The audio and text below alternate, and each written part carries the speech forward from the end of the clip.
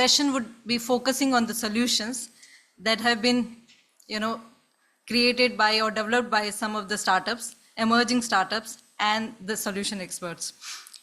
It is also exciting to note that we have some young, innovative minds who are bringing in fresh perspective and novel approaches as solution pack. In this showcase session, we have 4 startups and 3 sector experts. We would be learning some of the unique solutions developed, the problems that they are addressing, and the possibility of scale-ups. It is my pleasure to welcome our showcase speakers. Allow me to introduce them. Karishma Chand. Please. Yeah. Karishma Chand holds a degree in Environmental Management from the University of Debrecen, Hungary. She specializes in conducting ground-level research and scientific experiments rooted in regenerative agriculture principles. Her work focuses on identifying impactful practices for farmers across India. Karishma is also spearheading the development of a farmer-centric agri-tech platform, translating knowledge into actionable solutions for sustainable farming practices. Karishma is an agronomist, Urban Farms from Nandi Foundation. Welcome, Karishma. Our next speaker is Saumya. She's co-founder Kheti. Saumya is a social entrepreneur, co-founder Kheti, a leading agri-tech non-profit aiding smallholder farmers in climate-resilient agriculture. Currently overseeing program design, she has garnered accolades like the Common Bond Social Impact Award, Kellogg Social Entrepreneurship Award, and Mass Challenge Award, recognized as a Zell Fellow and Forbes 30 Under 30 Social Entrepreneur. Saumya's impactful journey includes prior vocational training experiences in India. She holds an undergrad degree from St. Stephen's College and an MBA from Kellogg School of Management. Welcome, Saumya.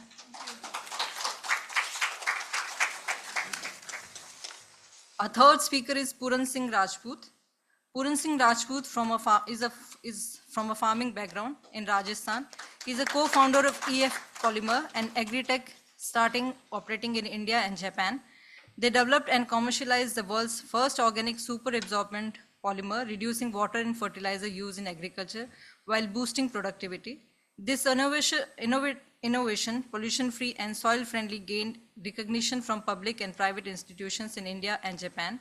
The startup is expanding its market to the USA and France while continuing operations in India and Japan. Welcome, Puram. Our fourth speaker from the startup is Ganesh Bhere. Ganesh focuses on agriculture, gender energy access, and financial inclusion. S4S technology supports smallholder women farmers in setting up agro-processing factories for climate resilience and economic empowerment.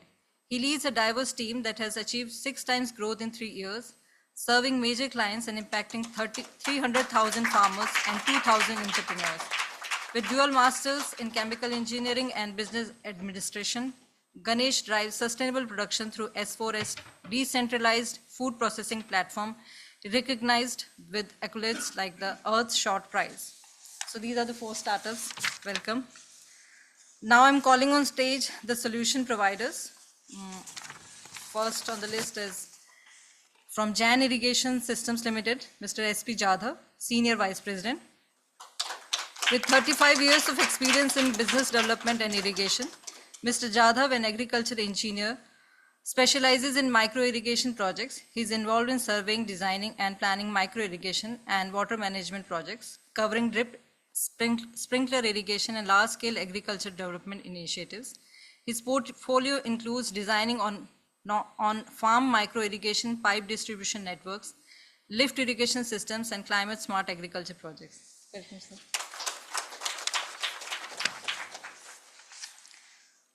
Next speaker is Colonel Sumeet Malhan. He's Chief Executive Officer from Punjab Renewable Energy Systems Private Limited, PRESPEL. Colonel Sumeet Malhan is a veteran of the Kargil War and numerous counter-insurgency operations, a career spanning 25 years in the Army, Defense Research and Development Organization, and the RE sector. He brings experience in planning and execution of high-value strategic defense infrastructure projects while serving with the DRDO and the Army. He has certification in defense and strategic studies, senior level defense management, quality management and assurance, and internal auditor training course on environmental health and safety statutory compliances, CII. Welcome, sir. Our last speaker is Abhijit Naik, Executive Director, Yashwant Group of Industries.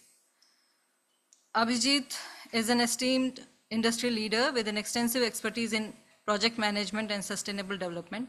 As a managing director and technical advisor, he has spearheaded projects ranging from plant expansions to renewable energy initiatives, significantly reducing carbon footprints with a rich portfolio spanning multiple sectors including agro-processing and renewable energy. Abhijit's visionary leadership has earned him recognitions globally. As a delegate and speaker at the United Nations Climate Change Conference and International Environment Conclaves, he continues to drive conversations on innovative solutions for a sustainable future. Welcome to all the speakers. So we have 7 speakers, 4 from the startup and 3 from the solution providers. What we will do is now we'll have presentations from the startups as well as the showkeepers, solution providers. So we think that we'll be having 10 to 15 minutes of the presentation by first from the startup, 4 startups, and then we'll have the discussion round with the house, and then we'll have the showcase from the solution providers. So that's how we will be moving. So Karishma, welcome to you. So shall I?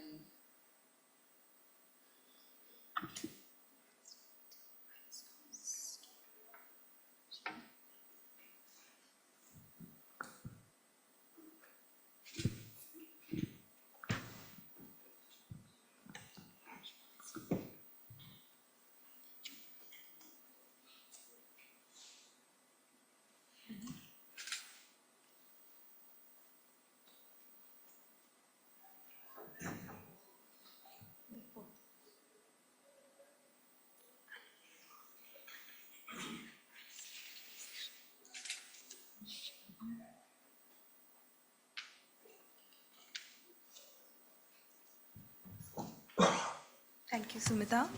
Hi, everyone. I'm Karishma from Urban Farms Co. And I work as an agronomist in their Center of Excellence. And I'm both delighted and honored to be a part of this enriching discussions that we are having today and to share how we are transforming the food system in these times of global mitigation and adaptation against climate change. So at Urban Farm, our vision is clear and impactful, reinventing food system to nourish a nation. And we strive to build a resilient food system that can adapt to the challenges of climate change while fostering a healthy soil, environment, and a society. Our mission is to bring nutrient-dense food to people across the country, connecting consumer with the source of their food and supporting farmers who are the backbone of the food supply. By promoting climate-friendly agricultural practices, we aim to restore the soil biodiversity that has been lost over the past few years and ensuring long-term health and productivity of our lands. So I would like to show... What do you need to make your life healthy and productive? Most important... Yeah, so to provide you with a brief overview of how Urban Farms operates and what is driving how we are driving this transformation to a sustainable food system, I would like to show you a small video. Importantly, you need fresh air, clean water, and good food, all of which is depleting in our cities. What can we do about it? Having worked on organic agriculture for more than 20 years, we at Urban Farms Co. have designed a revolutionary food system that will provide you a steady supply of nutrient-rich and tasty organic food, while also regenerating the environment. We are very proud to say that this food system is a part of our larger vision for India and has been selected as one of the top 10 visions of the world for food system of the future. So, here is the design of this food system. Urban Farms Co. have set up hubs just outside the city, which will network with independently owned farms close to it, forming one cluster. Our expert teams at this hub provide these farmers agricultural inputs, technical guidance, farm services, and closely monitor the farms for quality control. The hub also collects biomass from within the cluster region, preventing burning of crop residue and pollution. This biomass is then converted to high-quality farm inputs using our specialized processes and techniques. Our network farmers use these farm inputs to bring the soil alive with symbiotic nutrient cycles. Vegetables that are grown in this soil are healthier, tastier, nutrient-dense, and of course, 100% chemical-free. Farmers pick this produce every day and send it to the hub. Here, it is checked and then hygienically cleaned and packed before it reaches you directly. What's more, you can trace the path of these vegetables not only back to its farm, but also verify the soil it has grown in, the farm inputs that enriched the soil, and even the biomass that went into the farm inputs. Since this food system makes regenerative agriculture very convenient, more and more farmers are drawn to this revolution.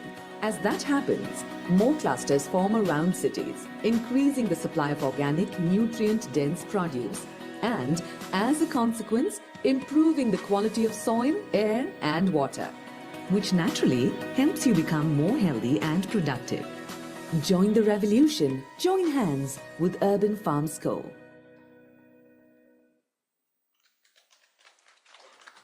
Thank you.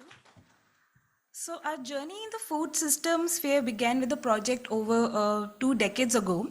Our parent organization, Nandi Foundation, started working with tribal communities to create a first of its kind regenerative agriculture system in Araku.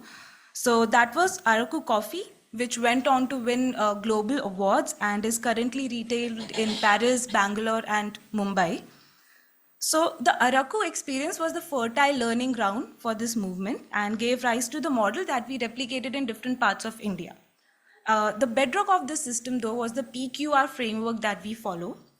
So the focus is always on profit for farmers, quality and nutrient-dense food for the consumers, and through the lens of regenerative agricultural practices that are adapted to Indian communities and the challenges and needs. So urban farm works at grassroots level in peri-urban regions of cities, and where we are addressing the enormous challenge of addressing the demands of feeding urban population on these 3 pillars.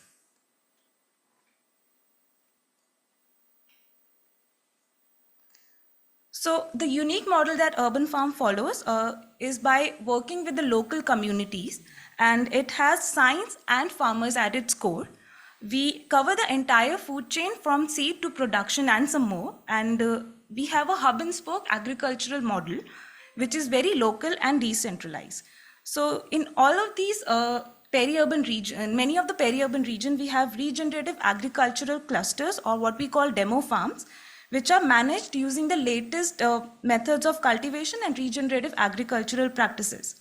So partner farmers then replicate these practices in their land holdings, and we create networks of informed partner farmers in all these peri-urban regions, setting up production clusters just at the edge of the cities to facilitate quick distribution to the people. Then the network farmers receive also a constant support from the team of experts who regularly visit their field and help them become experts in regenerative agriculture.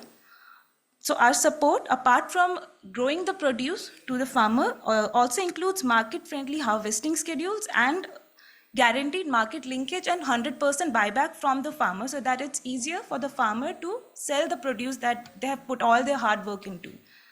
And all of this with unmatched traceability, which is very important these days, so the consumer can understand the journey of where their food is coming from.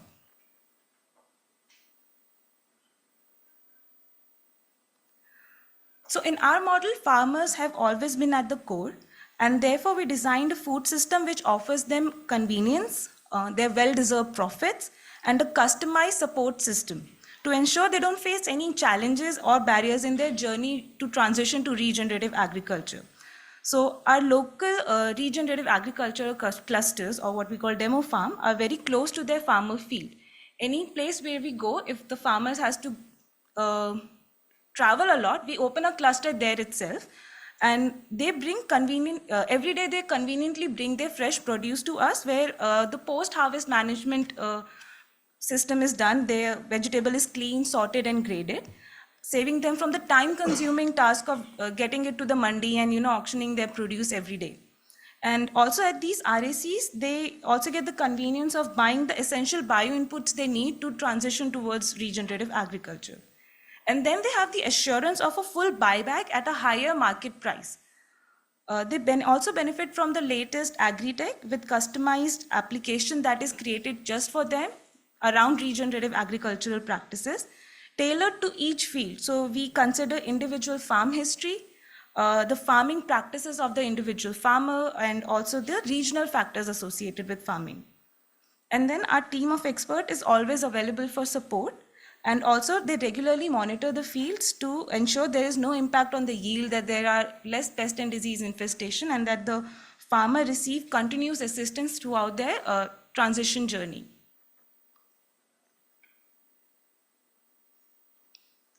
So Urban Farms is a science-based social enterprise, and we ensure that the bio inputs and the practices that we are asking farmers to follow is rooted in scientific knowledge through the lens of regenerative agriculture. So we create farm currency, we call them, by buying different local waste like cow dung, the otherwise burned paddy stubble or weeds, the local bio waste, and we convert them into unique pro-microbial plant food. So for us, composting is not a way to manage waste, but to make a plant food that completes the nutrition that the plant needs. All our practices are also based on functional research we do on the ground in the same climate, soil, and circumstances in which the farmers are growing their produce, so that we go to them with an evidence-based practical approach. And to ensure that our practices are working, we have created small labs across all hubs in India, where we are constantly working to dig deeper into understanding soil health from a biology perspective, an approach which is overlooked by many of the labs. So we test soil health parameters like active carbon, soil respiration, and soil protein.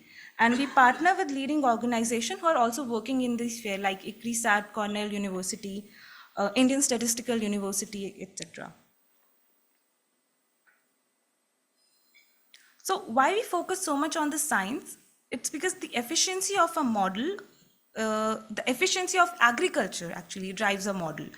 We work on creating soil that is teeming with microbial life, moving away from the water-soluble approach of providing nutrition to the plant. So regenerative farming processes support photosynthesis above the ground and microbial life below it, thereby nourishing the symbiotic relationship between soil microbes and plants. And we ensure that the farmer slowly moves away from the water-soluble nutrition that they have been providing with all the chemicals.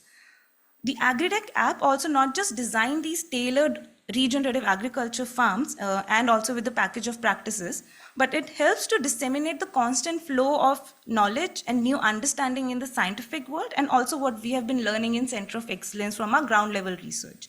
So it reverse captures the knowledge from the field and present the findings and observation from the field, helping us to take timely agronomy interventions so that we ensure that the farmers do not suffer any loss in their yield due to pest and disease attack, any climatic changes, etc.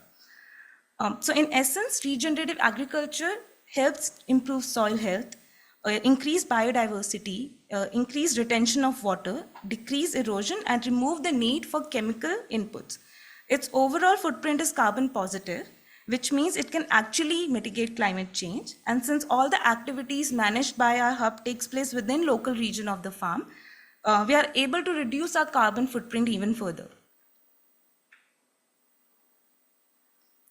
So these are the bio inputs that the farmers are using as their Brahmastra when they are transitioning to regenerative agriculture. The main two components are aerobic compost and C100, which is made from cow dung. Rich in organic carbon, the paddy stubble is a precious substance we use for our soil health. At our Delhi hub especially, we turn this stubble into a high quality compost along with other organic matter and some microbial inoculants. As I said, we look at compost not as a way of managing waste, but as a way of providing food to the plant and the microbial life. So everything, the Ca to N ratio, whether it has the microbes which are essential for the soil and the plant nutrition are there or not. We take care of that. We do our own research with ICRISAT till the level of DNA sequencing to find out what are the microbial life present in our compost and C100. So as nutritious plant food, this stubble goes back into the soil just as nature intended it to be. This compost boosts the process of creating living soils, teeming with organic matter, minerals, water, and living organisms. And through a set of inputs and practices, a network of bacteria and fungi are created in the soil, which provides with micro, macro, and complex compounds that the plants need, not the water-soluble compounds that we have been giving the plants. So when growing in living soil systems like this, the plant creates a natural cycle of its own using its own intelligence. They give away sugars and lipids to the soil organisms and receive other nutrients in return. So it's a symbiotic relationship between them. And they create a host of phytochemicals to their own well-being, and their immunity is better, eventually producing the nutrient-dense vegetable that we are talking about. So it's not just the macronutrients, the protein and carbohydrates, but the phytochemicals, the polyphenols, antioxidants that gets better and the produce gets more nutrient-rich. So the future is more exciting. Our innovative concept has taken root and is gaining momentum. The proven success of a model is drawing in more and more farmers, and we are expanding and opening up more clusters across India. The future plan is to extend it to FPOs, the farmer producer organization, and micro entrepreneurs who are working in vegetables and even non-perishables space. We are also now testing and working on increasing the nutrition density of the produce. The challenge here is that we are not just looking at the very general idea of what nutrient is, just protein, carbs, and fats in vegetables or non-perishable. But as I mentioned, the other things that make a nutrient, the vegetable more nutrient dense, like phytochemicals and polyphenols.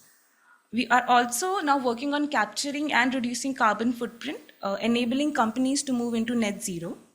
And the outcomes we have seen gives us hope that the positive change is happening on the ground and in the minds and the hearts of people, and we'd be delighted if you would join us in this transformative journey. Thank you.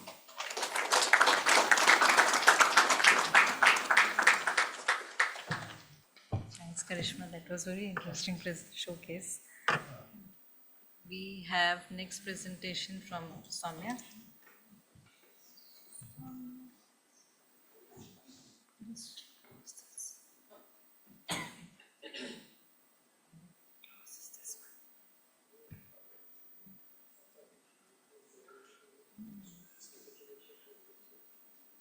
Thank you.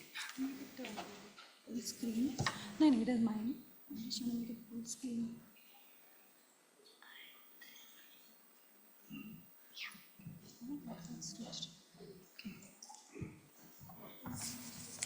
Hey, good afternoon, everyone. My name is Saumya. Is this audible? I don't know how to work with mics. So this everyone can hear me at the back? Awesome. Thank you so much for being here and giving your precious afternoon. That to a post-lunch session is never easy to draw the crowd's attention, but I'll try to do my best and talk to you about Kheti. So to talk about Kheti, I first have to talk about Reshma. Reshma is a smallholder farmer in this village called Depali, which is around 2 hours north of the Hyderabad airport. Reshma, when I first met Reshma, this was back in 2015, I saw her working so hard, like most small farmers in India do. She was a force of nature. I mean, she had all of these ideas that she wanted to implement, and her family and her had been doing farming for many generations. But what I would keep hearing from her is that some season there would be a bad pest attack that wiped out her tomato crops. The next season, it'll be this unseasonal rain that wipes out her pepper crop.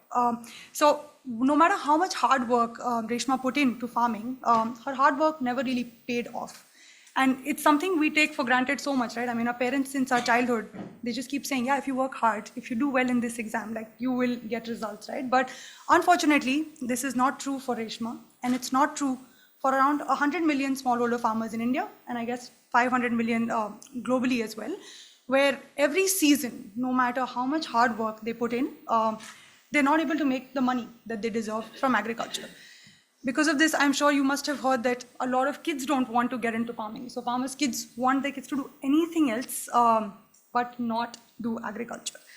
And I would say maybe till 10 years back, we couldn't say that, oh, we might brush it off and say, hey, it's not a problem, it doesn't affect us. But with climate change and food security getting worse and worse every year, this is actually a crisis. So to solve that crisis, the good news is we have a solution. Our product is called the Kheti Greenhouse in a Box. Greenhouses, I think many of you have seen or heard of greenhouses. Just raise of hands, just for me to understand. Okay, great. So most of you know what it does. But what we have done is made greenhouses accessible for smallholder farmers. I'm guessing whenever you would have heard of a greenhouse, it would be these huge structures. You'd hear Israel somewhere in the narrative that, oh, these greenhouses have come from Israel. They do so many things and make a lot of money. But the farmers that got affected or get affected by climate change the most, which is smallholder farmers, today do not have access to these technologies. So our mission was with the greenhouse, how do we make sure that this amazing technology that has existed for decades, how do we make them available to smallholder farmers? And that's what we are doing. So just in terms of what the difference, I know you can't see inside of this, but that's why the next picture is basically kind of this comparison that we did in this bad summer in Hyderabad. This was the difference between open farming cucumbers and the greenhouse inside. So exact same time, exact same seeds, exact same practices, but this is the huge difference that you make. So like I said, greenhouses are not new. They have existed for decades. They help keep pests away from the crops. It's like a house for your crops, right? So the pests stay outside. You can prevent excess winds from affecting your crops, rains, and all of the bad things that we hear about climate. I mean, you basically build a house for your plants and your plants do much better. And what we have done is taken input from hundreds of farmers like Reshma and designed a greenhouse for smallholder farmers. When we first started, we used to work with a lot of these big greenhouse manufacturers, and we could just never get the cost to be low enough. So when we started, our product used to cost around 2 lakhs, then it went to 3 lakhs, but now finally, we have basically created the most low cost and the most flexible greenhouse for smallholder farmers, where the starting cost of a greenhouse with drip irrigation is only 75,000 rupees. So farmers can start small because it's also hard to change farmer behavior. So what we say is that let's start small. If you can do greenhouse farming successfully in the small unit, then we can always add on more. So the greenhouse design itself is modular. So if a farmer wants to buy more units or merge more units, that's also an option. But just giving technology to a smallholder farmer is not enough because they face roadblocks at every single step. So that's the reason we work with partners to make sure farmers have access to everything that they need to make this technology work. So we work with input companies, seed companies, fertilizer companies to make sure they have the right inputs. Kheti itself does the installation of the greenhouse and also maintenance so that the farmers can use the greenhouse in the right way. We have now I think 60-member agronomy team, which is full-time agronomists that basically visit the farmer once in a few weeks and give remote advisory as well. So by doing all of this, we ensure that farmers like Reshma can get a seamless path out of poverty. I know there was this question of, okay, so how does this work, right? So for us, for a farmer, the economics are like they put 75,000 up front, out of which right now some of it is subsidized and some of it is linked to a loan. Which farmers kind of arrange. And using that greenhouse through our practices and through the advisory that our team gives, a smallholder farmer can generate around 5 lakhs of profit over 10 years because the greenhouse itself is made of steel and the life of steel is 10 to 15 years. And also because the greenhouse includes drip irrigation in it, the farmers save around 25 million liters of water over the 10-year lifetime. And that's how the farmers double their farm income, which is kind of like the slogan I think the government is also going after it. How do you double farmers' income? So this product does exactly that. And where are we right now? Over the last 5 years, we first try to figure out what's that right fit for the smallholder farmer. So product market fit is what we were working on. Just in the last 2 years, we've added 5,000 new farmers, and they have greenhouses across 7 states of India today. So if any of you want to visit, please feel free to reach out to me and I'll make sure that you're able to see one of our greenhouses somewhere. But the goal for us is to impact at least 1 million farmers. I mean, I talked about 100 million in the beginning. There's no way that one company can solve this. But our main goal is in the next 5 years, if we can create the path towards reaching that 1 million, then that would be kind of success for us. So just to recap, like we have the right product, we have the farmers, we have the partnerships, but what we need now is to scale this up so that dream can be extended to another million or ideally 100 million farmers across the globe. Yeah, so these are basically some of the awards and recognition that we have received. And this is where we are. So one of our funders likes to divide any startup's journey into 3 phases. So one is the R&D, which is where you're just figuring out what are you going to make, like what is the problem that you're trying to solve. So we spent 5 years kind of doing R&D and figured out that this is the product that really works. And now it works across the country. So earlier we would only be like, oh, it works only with Telangana farmers, but now we have tested it across the country and it really works. It makes a lot of money for farmers. And right now we are in the second phase, which we call replication, which is that now that this works with, say, your more progressive farmers, how do we replicate this model so it works with different types of farmers, different soils, different geographies, different markets.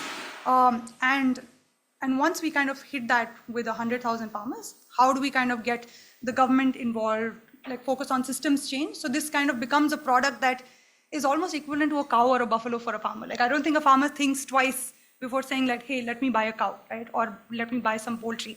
But I feel with greenhouses, there's always that barrier because it's not been for them. But our goal is that by doing all of this together, can we get to that vision where we can work with 100 million farmers and make them all climate resilient.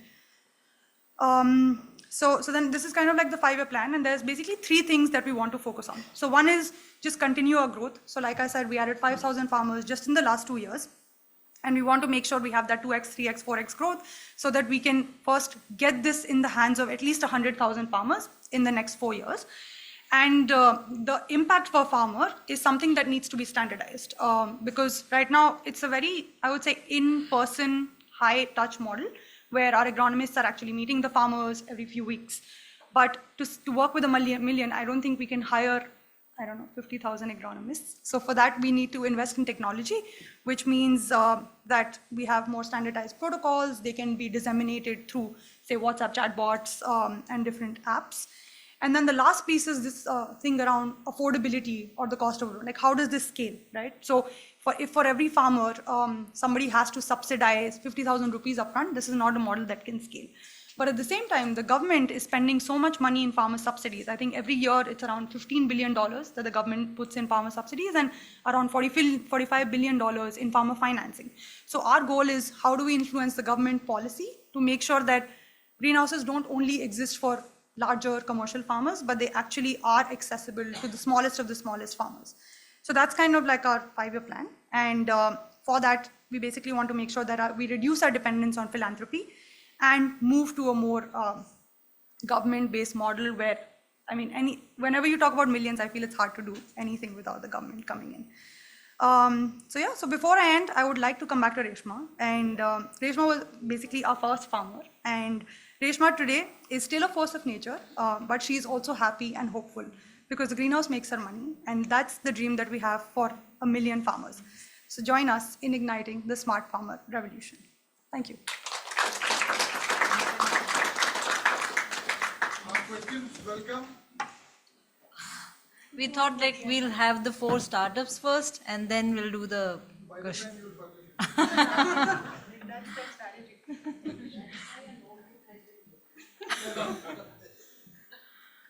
So, yeah, thanks, Saumya. It was really good. Really solutions are coming now. So we have Puram from EPF Polymer for the next presentation. You can note down the questions. We'll after 2 more presentations to go.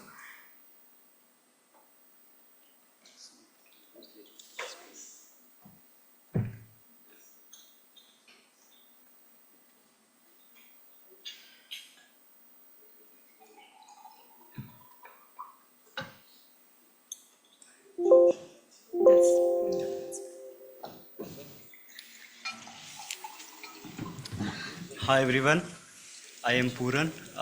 Before I start the presentation, I'll Actually, I have the product, and fortunately, we have made the product which we can carry together.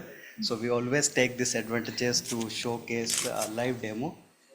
Usually, this is the most efficient way when you are working for the working with the farming community. And here, I think you are smart enough to understand from the presentation as well. But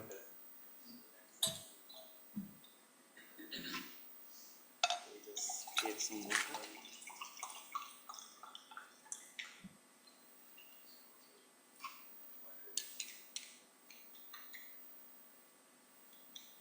So we'll leave it here and I'll come back to the presentation. So hi again, I am Puran. I'm the one of the co-founder at EF Polymer Private Limited. We are a India and Japan based startup. We started as an agriculture student, motivated from our family itself, where we have found like we are losing crops every year due to the lack of water and groundwater availability.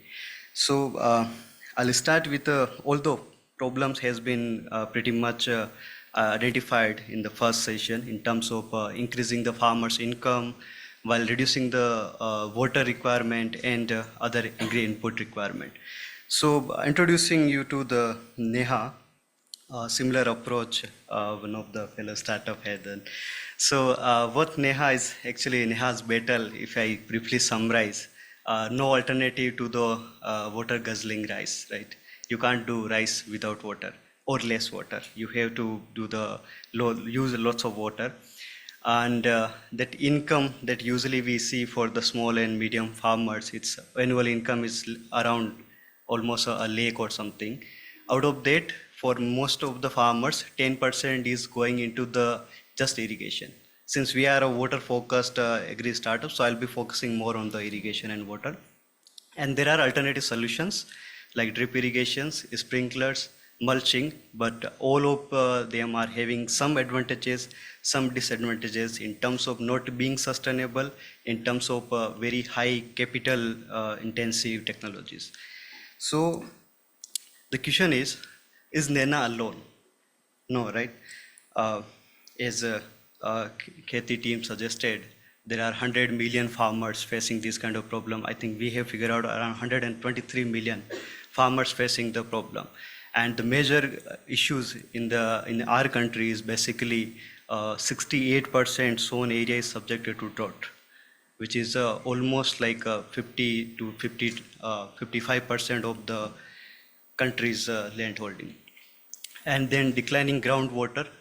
For Punjab, it's a different figure, but at national level, the figure is 0.3 meter every year. And then the decreasing income, especially when there is a drought or those environment calamities happening. And then the solutions are there, but they are not, either they are unaffordable or either they are not sustainable. So how we can change the fate of such small and medium holder farmers? Let's imagine, what if we can help them reduce their irrigation cost and save water, which of course for most of the farmers does not matter, improve their soil without using so much of chemical fertilizers, or I would say just removing the chemical fertilizers, and increase their income. It seems like you're asking to gain a weight but eating less and drinking less and all those stuff. So it sounds weird, but that's where we come into play. Introducing Fasal Amrit. It's Amrit for your crop. What it does, it is in a powder form, as you said. So if you could say water is just floating on the upside and downside is become a kind of jelly kind of solution. I could not bring this conference soil, otherwise I would have better demonstrated the use case. So this powder product, it absorbs the water around 100 times than its own weight. This water will get released back to the soil when your soil is getting dry. So let's see a practical example. There a few days ago there was a rainfall, right? So if we go back to the farm, it's just few days. If you see the farm are dry already, because temperature is around 38, 40. In Rajasthan, if you came, it's 42 or 45 degrees Celsius. So water is not able to remain in the soil for a longer time. So what is the problem? The problem is soil's water holding capacity. It's limited. when there is a heavy rainfall happening or we are doing the flood irrigations, lots of extra water going to the soil. Water is not retained by the top layer of the soil. The top layer is 15 to 18 inches of the soil, which is majorly responsible for the majority of the soil's cultivation, because root of those crop are going only around 12 to 18 inches, not beyond that. So whatever the water and diluted fertilizers which we are applying in abundance are going beyond 18 inches of the soil, it's not accessible to the plant. And there is a scientific proven data of around 50 to 60% wastage of urea fertilizer in the form of leaching. We call it leaching in the agriculture agronomy terminology. So that fertilizer and water which is getting wastage will be absorbed by our product and will be released back to the soil with the natural osmosis theory, where when plant need a water, it generates a stress and that water particle attract toward the stress. Similarly, soil generates a stress and water particle from our product will go back to the soil. This is how it functions. Not only on the water, it also releases the micronutrient which is coming from the fruit peels. We are developing this product by utilizing the fruit peels like orange peel, banana peel, sugarcane bagasse. There is no chemical we are using in this product. This is world's first certified organic product, super absorbent polymer, if I use the scientific terminology, which the technology refers to super absorbent polymer. We are the only company in the globe which is able to develop the organic version of super absorbent polymer. We have got certificate from Japanese agriculture standard as well as a global agency called EcoCert. They have certified our product for organic for the USDA and European standard. So this is about our product. It worked for the 6 months, which more or less very well goes with the majority of the crops, apart from the sugarcane or some other crops. So for farmers, they do not need to change their the practices they are following from the decades. They use at the time of sowing. After 6 months, when they are planting their new crop, they can use it again. So this goes with the very easy to use practices as well, which makes it more affordable, more adaptable to the farmers. So this is about how farmer can use. It's very easy. It's in powder form as you seen. It can be mixed into the seed. It can be mixed into any kind of fertilizers and can be put into the seed drill machine or simply broadcasted on the surface.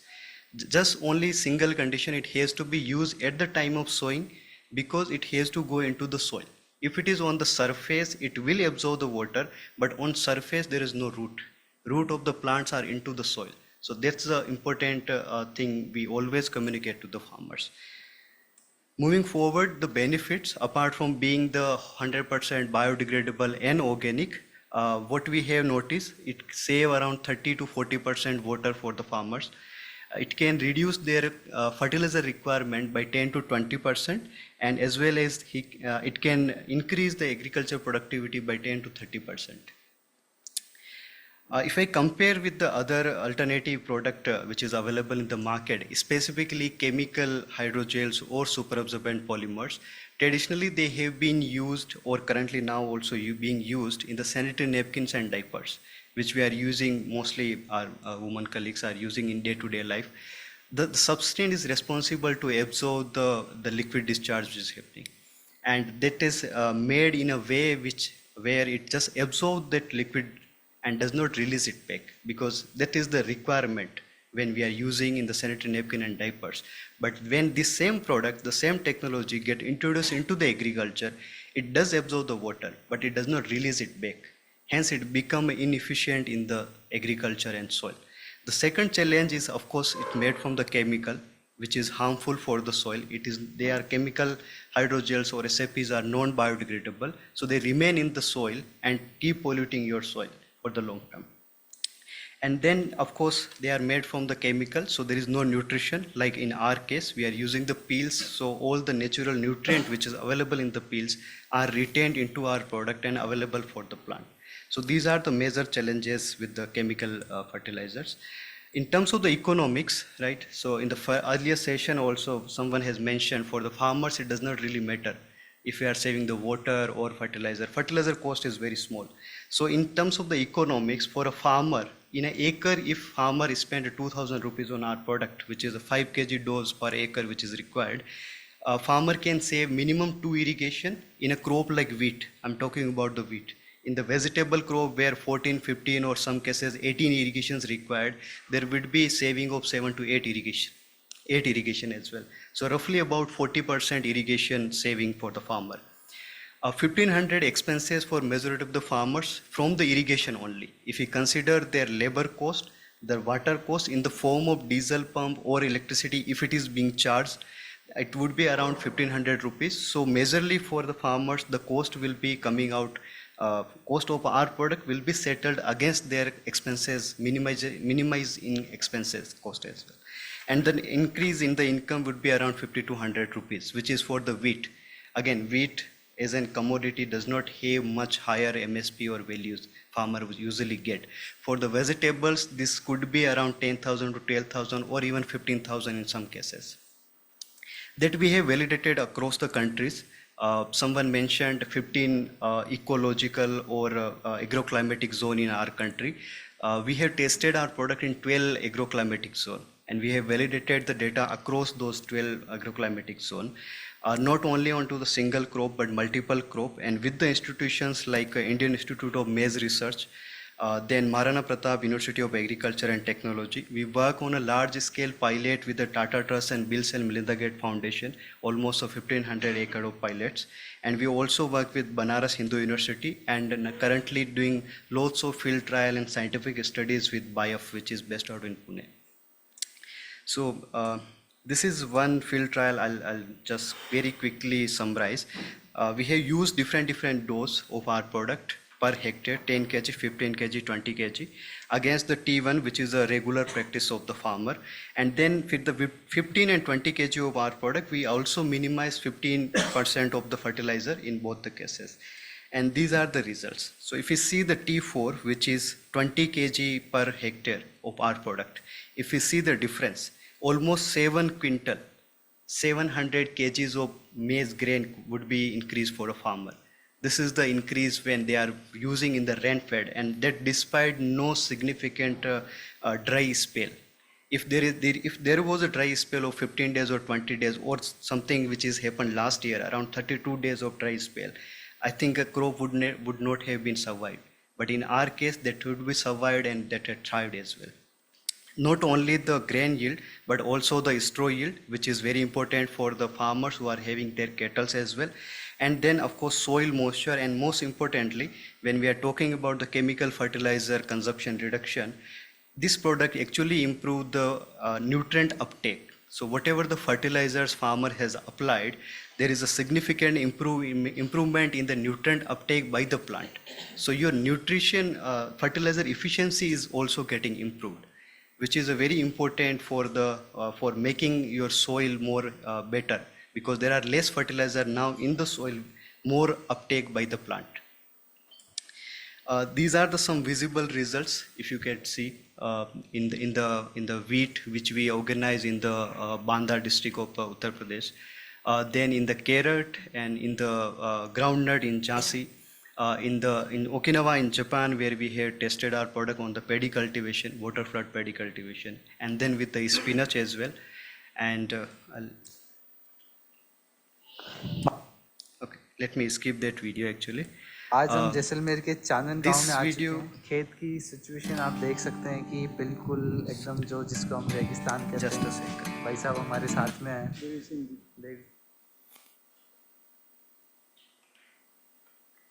Jaisalmer के चानन गांव में आ चुके हैं। खेत की This video situation is आप देख actually not सकते हैं कि working. बिल्कुल The message I want to give here, if you see the background here, it's a completely desert. We went to the Jaisalmer. One of our member was visiting the Jaisalmer. We were in discussion with the partnership to a Japanese company procuring cumin there. We visited this farmer, and this farmer was too reluctant to use our product. Just did not want to listen. And then he took us to his one of the farm where he never planted anything because the soil is not suitable. It's a complete desert in Jaisalmer. And there we took a challenge. We use our product, and then in the next picture you can see this cumin he has grown. this is kind of impact that we are trying to create at the ground, not only in terms of the scientific data, but at the farm as well.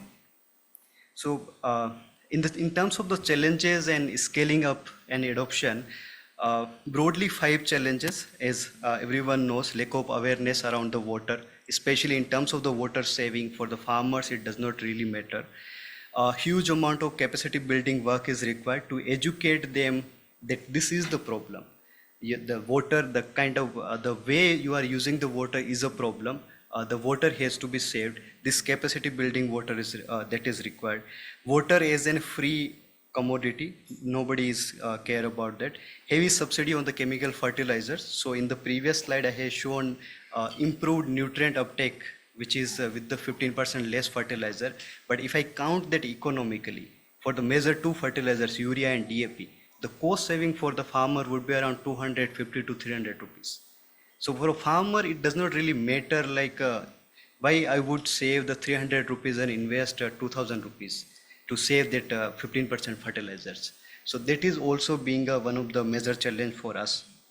And then lack of regulatory support, where I especially need attention from the policy makers, if someone is there. These kind of technologies are not categorized still in the agriculture ecosystem. Ministry of Agriculture have category for the all the kind of fertilizers, biostimulate, pesticides, herbicide and fungicide, everything, but not for this kind of product. And we have been approaching, but nobody is there to listen. So I don't know what is the problem, but yeah, at least for us, this is being a major problem. And especially to the capacity building, point toward all the NGOs and CSR sitting here. So this is what we work with the NGO called Farm Bridge, which is based out in Bharuch in Gujarat. We got introduction to them in 2021, and they used our polymer product के साथ 3000 से भी farmers. And now last year they are using our product. From last year they polymer reached के to साथ 3000 से भी ज्यादा किसानों का कैपेसिटी बिल्डिंग किया और हमारे सारे किसान जिन्होंने फसल अमृत का उपयोग किया था, अभी ये जब तूफान आया तब इरिगेशन सोर्सेज सारे जो है ड्राई हो गए थे, बारिश भी खिंच गई थी, इलेक्ट्रिसिटी भी नहीं थी, तो फसल अमृत ने एक बीमा की रूप में जो है उभर के किसानों को फसल को बचाने के लिए बहुत ही बड़ा इंस्ट्रूमेंटल रोल प्ले किया है फसल अमृत ने। और हमारे किसान आज बहुत ही निश्चिंतता से अभी खेती कर रहे हैं कि कोई भी क्लाइमेट चेंज फेनोमेनन हो जाए पर फिर भी फसल अमृत उनकी फसल को जो है बचा ले। And this is a snapshot of how Fasal Amrit 32 days of dry spell impacted the crop. This is a cotton farmer. So if you see the farm which is having low crop, which is where farmer has not used, and the other farmer where farmer has used our product. किसानों के लिए एक बीमा समान है जो किसी भी तरह की प्राकृतिक विपदा आने पर या पानी की कमी होने के बावजूद कई दिनों तक पौधों में नमी बनाए रखता है और उन्हें पोषक तत्व प्रदान करता है, जिसके बेहतर पैदावार होने से किसानों की आय भी बढ़ती है और उन्हें उनकी मेहनत का अच्छा फल मिलता है। So this is about the impact, and then for the next 5 years, although so many detailed workings has been done, but broadly we are trying to reach to at least 5 lakh farmer. This could be an ambitious figure because reaching out to the individual farmers is the most difficult task, and that's where we need more support from NGOs like Farm Bridge, who could promote this kind of technologies while helping and fulfilling their objective as well. And so as I mentioned, we are working in Japan also. Currently we are exporting to Japan, US, Thailand and France, and in next 5 years we at least try to add 5 more countries where we can export. And not only to the agriculture, we are expanding this product portfolio into the other product as well. And successfully we have developed the world's first organic ice pack as well in collaboration with the Iwatani material, which is Japan's conglomerate company. So this kind of product we are also working. We are working with L'Oreal as well to use our technology in the cosmetic. So all the cosmetics, all the women's and men's of course are using. It could be available in the organic way where these kind of products will replace the chemical components they are using currently. Yeah, so that's all. Thank you so much. And just to showcase this all the water has been also absorbed.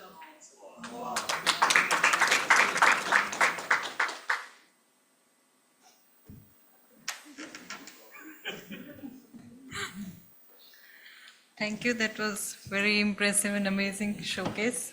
Very interesting.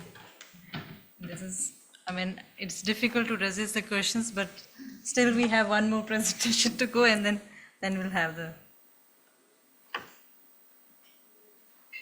yeah, Ganesh from S4S Technologies.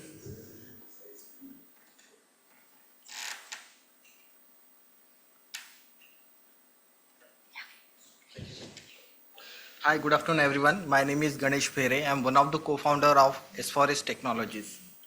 And S4S stands for Science for Society. And our mission is how we can use science and technology as a tool to solve one of the biggest problems society is facing. And one such problem that we have identified was post-harvest losses.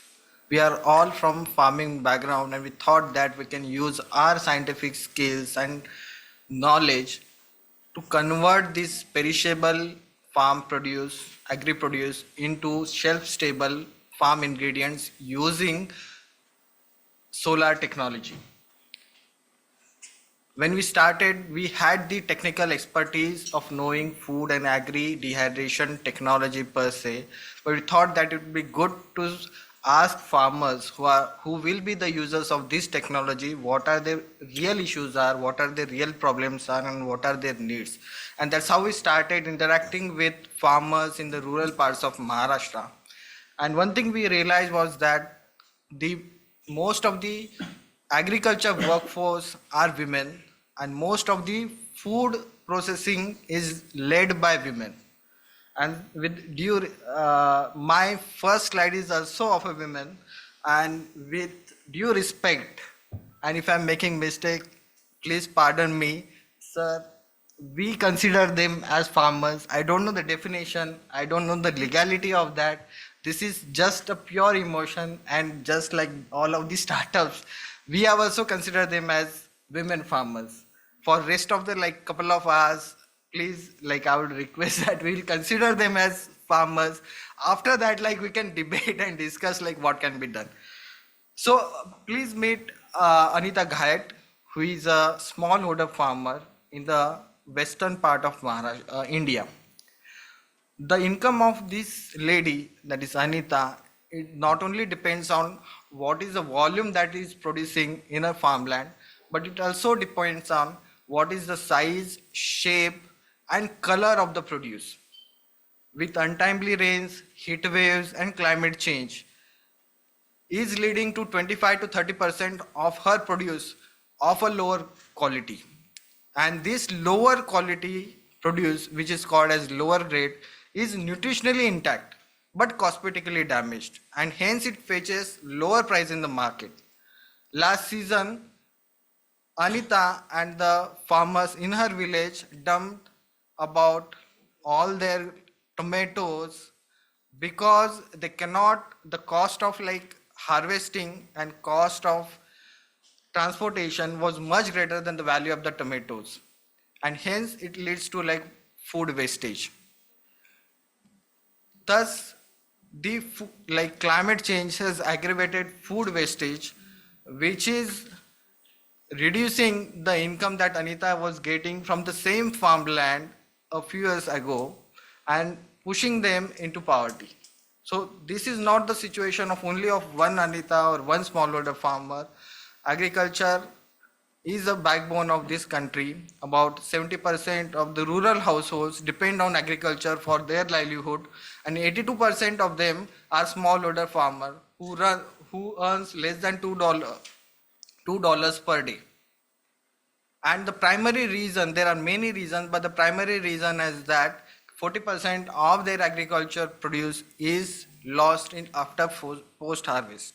And the reason for that is the perishable nature of the agri produce, lack of storage facilities at farm gate, inefficiency in the storage system, and lack of financial infrastructure at the ground level. That's where S4S comes in. We help these smallholder women farmers to convert this perishable agriculture produce into food ingredients using solar energy, using these food processing technologies. We help these women farmers to turn into micro entrepreneurs by giving them a combination of technology, access to finance to buy this technology, and an assured market linkage where they can sell their farm produce. That's how these like women entrepreneurs create farm gate processing centers where they will process their perishable agri produce and convert into food ingredients.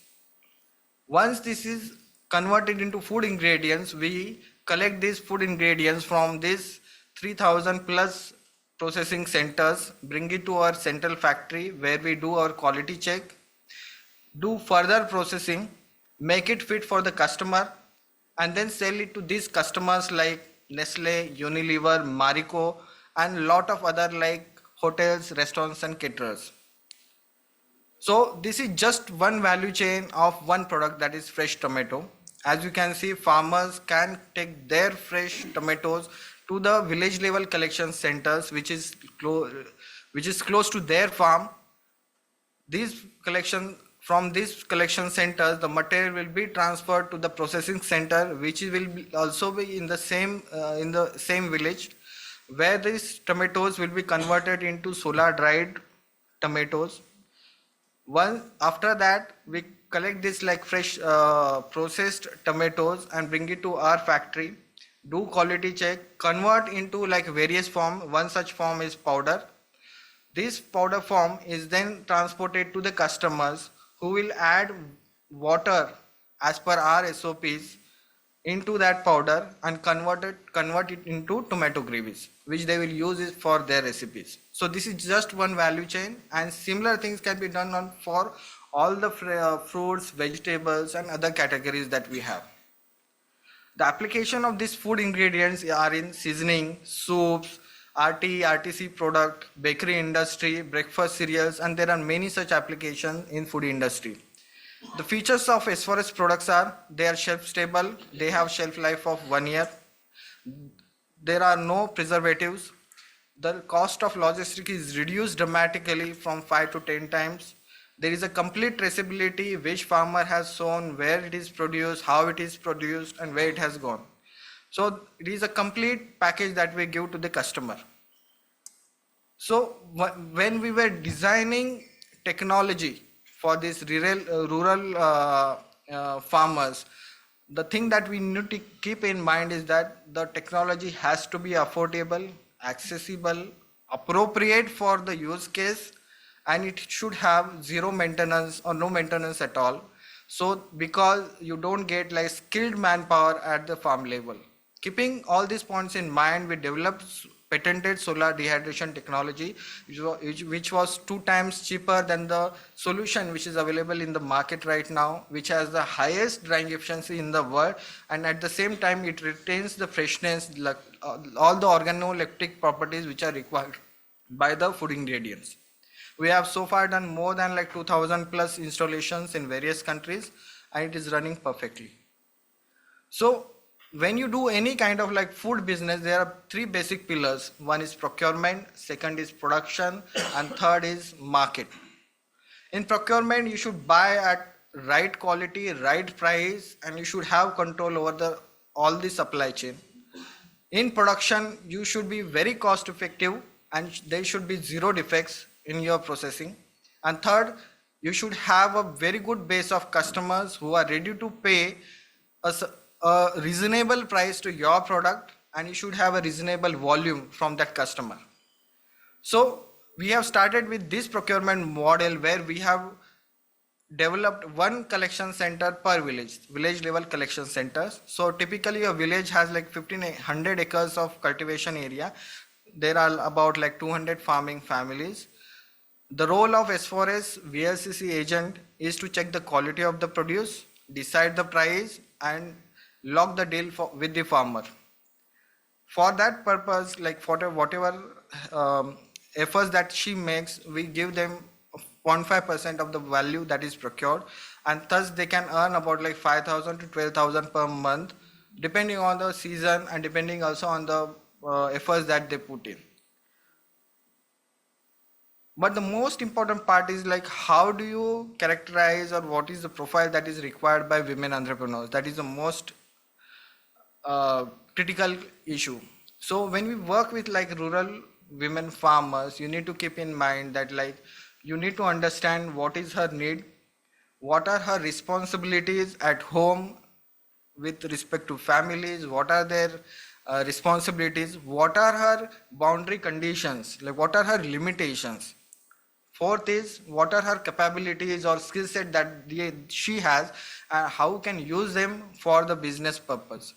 And based on those criterias, we have come up with these like parameters, like her age should be between 22 to 45. She can be a marginal farmer who needs an additional income for her family. Her daily income should be less than 150 per person. She might not have a credit history, and she cannot have a bank account, and she might not have a family support for initial investment. And with this profile, we select the women entrepreneurs either for village level collection centers or processing centers.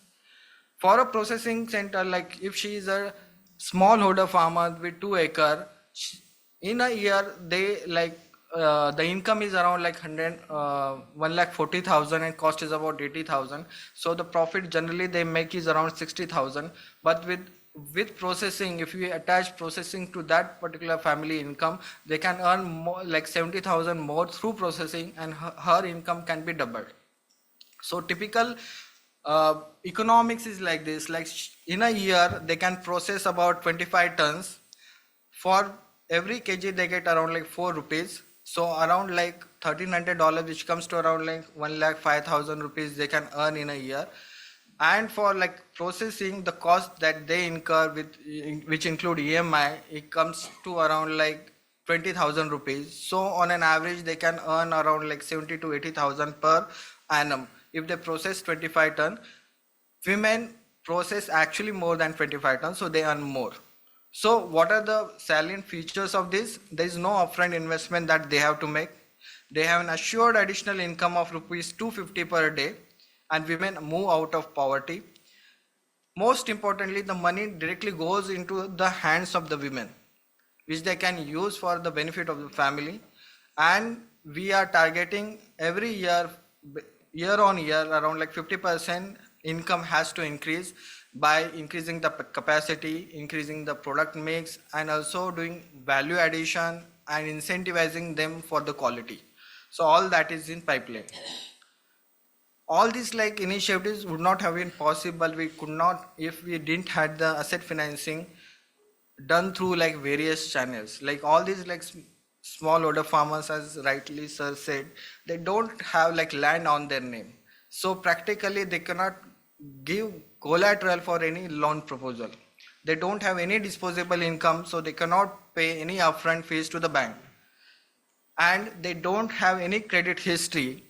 That way, they are excluded from the formal banking facilities. So what we have come up with a solution where we have tied up with State Bank of India, Maharashtra Gramin Bank, and other such nationalized banks, where they will support these women for equipment financing. We have also integrated these women farmers to like other national programs such as Prime Minister formalized food processing and initiative, that is PMFE scheme, and AFI scheme, which is also there. So with both these like schemes, they can get a subsidy on their capital, and there is an interest subvention of 3% to these women. So when we combine like all these aspects, they are now eligible for like getting loan for this particular initiative, and we have started that. And through this entire initiative, we have a partnership with the banks across India, where there is no financing, upfront payment is required, no collateral is required, and this entire model is scalable. we have so far financed around like 3,000 micro entrepreneurs till date. So there are like, when we started, like we thought that we are working for food wastage and in general women empowerment. That was like our idea. But when we worked with these women for so many years, we realized that we are touching their lives by many ways. So many such examples are there, like when the income goes to the women like in their hand. So we have realized that there is particular one case where the women had like boy and a girl, and she didn't have enough money to educate both the children. So as a family, they decided only the boy could go to the school, and the girl will spend her time in the home supporting her family. But once the processing started, like she had that money, she invested that in her education. They started sending her to the school. So these are, I think, these impacts are like more than what we can imagine. So these are like, we think that like we have working for this like United Nations Sustainable Development Goals, and we are touching most of them. With respect to like climate clean technology platforms, like every kg of food that we process, we save around like 7 kg in post harvest losses. 1 kg we save in solar in use of solar energy. 1 kg we save in logistics. So on a total, like every kg that we process, around 10 kg of CO2 is being saved going into the atmosphere. So that's how powerful this technology is. So so far, like we are working with like more than like 3,000 micro entrepreneurs. We have a network of more than like 400,000 farmers. We have till date like saved around like 1 million tons of CO2 at the same. So, and it is entirely backed by renewable energy. So at the outset, like you can see that the farmers are getting benefited because his produce is not going into wastage. That's how they are earned. And also because of the presence of our village level collection centers, there is a price correction that happens at the local level. So the farmers who come to our village level collection centers, they also get benefited, and the farmers, they also don't transact with us. Indirectly, they also get benefited because there is a price correction in the local market. So that's how farmers are getting benefited. For women farmers, like their income is increased by 2 times, and practically their income goes to 1 lakh rupees. So whatever the new slogans which are coming by the Congress or the BJP of Lakpati Didis, we are working on that. Like we have close to that, and we have started this work 5 years back. And we are reducing food wastage and reducing GHG emissions by converting these food losses into value-added food ingredients. So at a broader level, this is how S4S works, where we work at the intersection of like food industry, and one end we have like smallholder women farmers and farmers in general community as a general. So as a company, we are very collaborative. Like when we work with, like we want to like focus more on the customers. I can understand their requirements, so we have to be collaborative in our approach. We have to be nimble in terms of the dynamic changes which happens in their requirements, so we have to like adapt to those situations. At the same time, this industry also needs an affordable ingredients, like cost effective ingredients are required by the industry, and there has to be reliable supply. So both those, like affordability and reliability, comes through these farm gate collection centers and farm gate processing centers. So all these like form, let's say from food sourcing to food delivery, all things are in one, like on as far as platform. This entire thing runs seamlessly, and this cost efficiency is built up into the system. So we help these like collection centers and like processing centers through technology, capability enhancement, and then financing, and entire thing is digitally operated to increase the efficacy of the entire system. So that's how we do the impact on the all the stakeholders. At the same time, inclusivity, sustainability, and prosperity is inbuilt into the system. Thank you so much for like hearing like our story, and I hope like we will be ready to like, if you have any questions, like we'll be happy to like answer them. So we had 4 showcases from the startups. We can we can have the questions now. So let the panel start now. No, we have four showcases from the startups and then 3 from the industry experts. So we can now have the question round. Can I have the mic? Yes.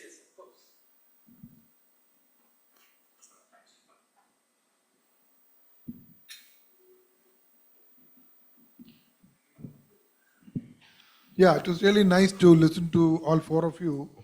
Now, I have one question which is common to all 3 except Ganesh. As far as Ganesh is concerned, I'll come to it a little later. So my first question is, how do you approach the farmers in the field? As far as you are concerned, what is that, urban? Urban farms. Yeah. Now, as far as you are concerned with farmers in urban areas, am I right? And peri-urban.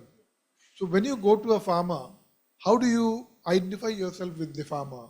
I'd like you to say that because it's not very easy. See, that's exactly where NGOs have a edge over all others in approaching farmers because they've been there for umpteen number of years. So when you go as a youngster, as maybe an urban born, so how do you manage it? This is a question to both of you. I forget your name, Neha. I'm sorry. Okay, to both of you. As far as you are concerned, that is the Rajasthan experiment. It's very good. I have nothing much to say. But as far as Ganesh is concerned, you have missed out on 1 or 2 crucial products which you people do, which I happen to see in the Hanu, on Chiku, Sapota. So when I went to the Hanu recently, I had seen that the entire block in Palghar district of Maharashtra is full of sapota trees. And there's plenty of sapota.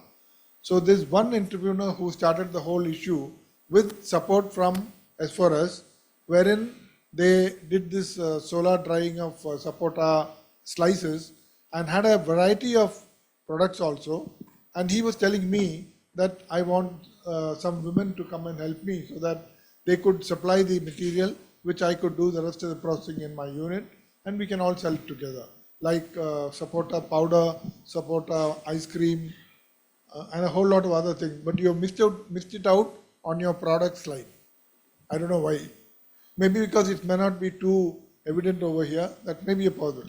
The best part of the whole thing which I saw was when you have a sapota tree, the whole lot of sapota fruits which fall down, and then they are just thrown away. But this gentleman had an opportunity to capture all that and do this. They don't do it with fruits which are still on the tree. That goes as table variety separately. But all the others, they are able to do this. And this was an excellent thing. And many women came because they organized an event to create awareness about the whole thing. And over there, for your information, there were a lot of people, bankers. They came over, the government agencies came over to understand how the whole thing works and how to attract these women. So it's possible, it's not impossible. It is a good thing. The other 2 you still have not answered. We're waiting for your question to get done first. So I'll just give a quick thing because I also have to run out at 4 o'clock. So for us, I mean, when we initially started, when we didn't have as much proof of concept, we used to go door to door, which is, like you said, it's very hard. And you have to build that farmer trust from the ground up. So I would say 90% of our team is from the farmer community. So they know the farmers and that's where we operate. The second thing, like you rightly said, NGOs have spent a lot of time on the ground for the last 20, 30 years to build that connect. So we feel we shouldn't be reinventing the wheel. So for example, Pradhan, I know we just talked to them. We work with them and a lot of other NGOs across India to make sure that they basically help us identify the right kind of farmers. So we do both a direct sale approach, but then once we have seeded that area and farmers have enough success stories, then we try to work with indirect channels, which is either through NGOs or dealers. So we make sure that we are able to reach the right kind of farmers and leverage on the trust that they have built in the community as well. Thank you. So yeah, it's actually very tough when you enter a new region with your new concept and food system and the farmers are using all chemicals there. So we start to convince the farmer, we start with demonstrating what we are preaching. So we have these demo farms where we grow the vegetables the same way we want the farmers to grow them. And they're always welcome to come to the farm, understand what the process is. So even when we are opening clusters in other geographical location, we bring the farmers to those hubs and we show them how we are growing the food in this system. So in the beginning it was tough. They didn't believe that this would work in that chemically treated soil. And they were very skeptical that you could not grow things like radish in Delhi. So we did that, and that's how we proved that this system works and that we are here for the assistance. So we are very locally based. Our hubs, our collection centers are all nearby the farming communities. And then our team is young, but they all come from farming background. I also lived there in that community. Being a city girl, it was very hard, but that also convinced them that if I can come from Delhi and live in the village and work with them on the science as well. So we really try to make them understand that it's not just the practices, any practices that we are asking them to follow. We are first testing them on our demo plots, and if it's not working, it won't come to you. So that's how we convince them, by really demonstrating our work.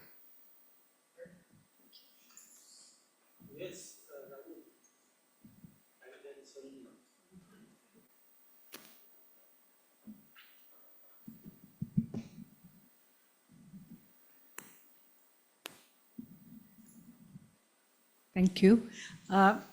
One question for Saumya and one for Puran. Saumya, because we are in a climate meeting, poly houses use polymers, I suppose, and there would be a life cycle of these poly houses. I'm just curious to know, how do you dispose it of? Because if it gets into the soil, and when I've seen also people using polythene sheets to cover on the plots to save moisture, but I've always wondered, eventually it gets into the soil, and that's in the long run not a good thing. So just want to know, what's your kind of business strategy around that? Should I ask the second question, or the question to you is, of course, it's a fascinating product, but of course you are global, and I work in Chhattisgarh, and I was just wondering, and Chhattisgarh has high rainfall, but it is now facing increasingly drought conditions.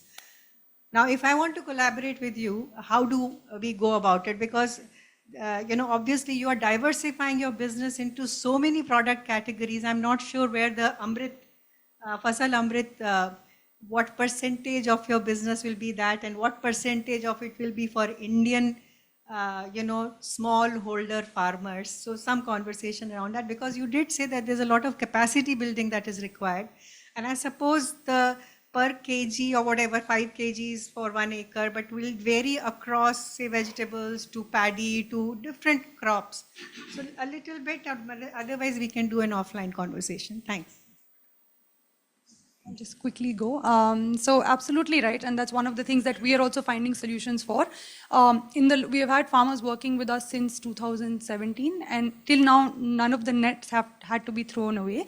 Yeah, they will at some point, and we are looking at different solutions to recycle that. But again, it's a trade-off between the income increase that you can get versus the overall sustainability of all the secondary impacts that a product has. So again, if there's any leads, I'm happy to explore. But on the piece around like mulching sheet as well, what we try to recommend to farmers is use, say, more bio weed mats and things like that, so that you don't have to use this. And automatically, because you also grow inside a greenhouse, like the amount of weed that come inside versus outside is also different.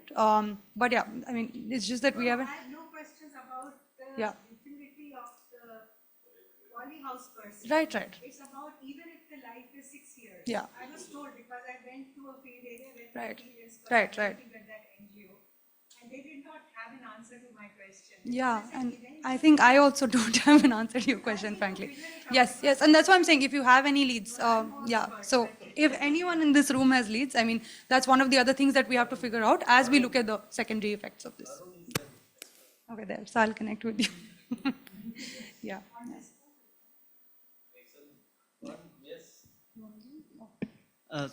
Thank you, ma'am.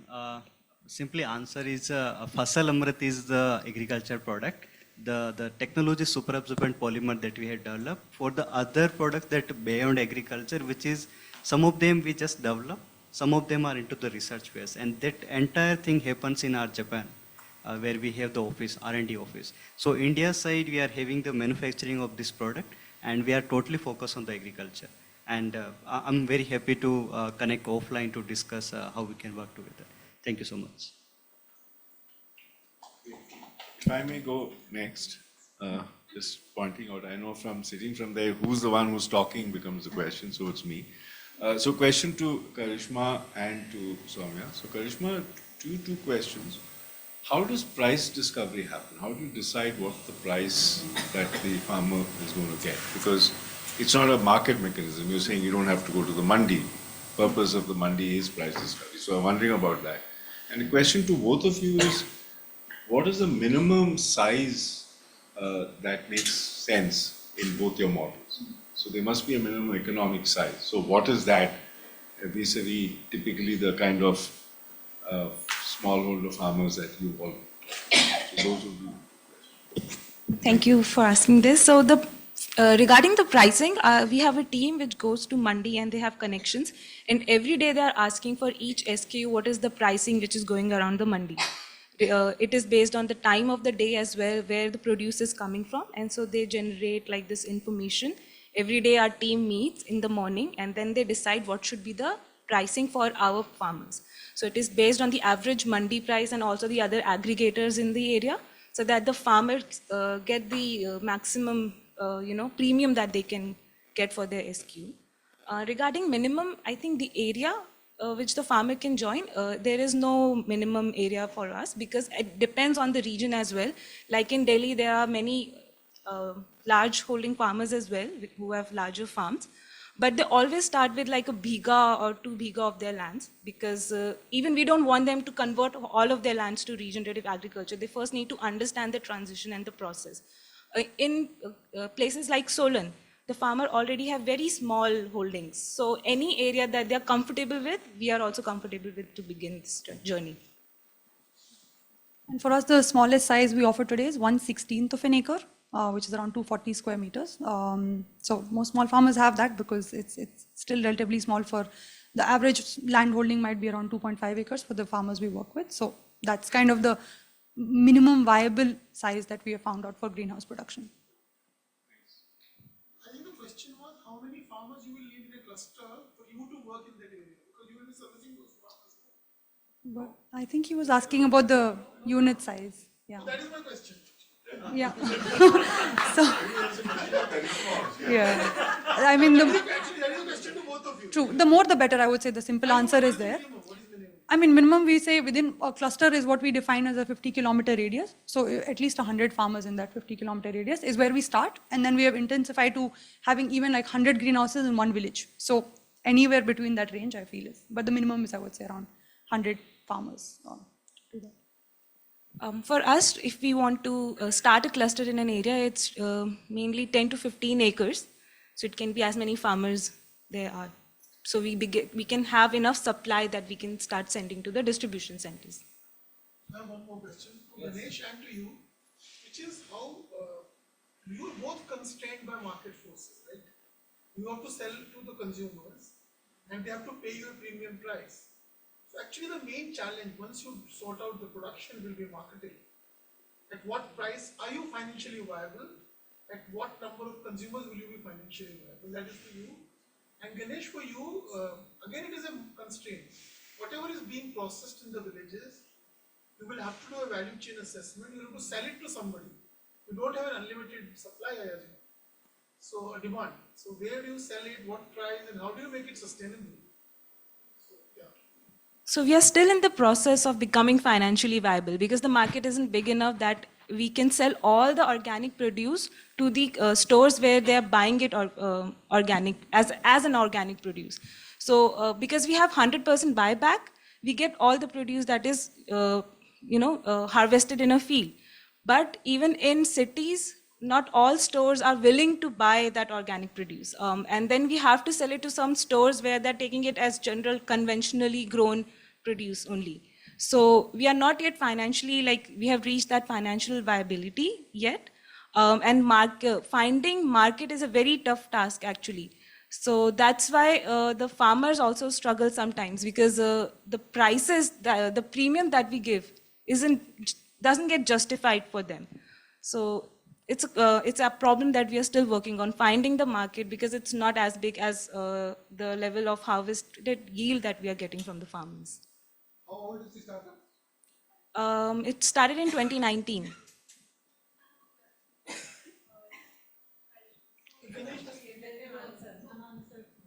Sir, Indian food processed food industry is increasing day by day, and we have a market of about $40 billion in India. That's huge, and we are just 200 crore company. So there is a huge market which is available for a lot of players come in, take the market share.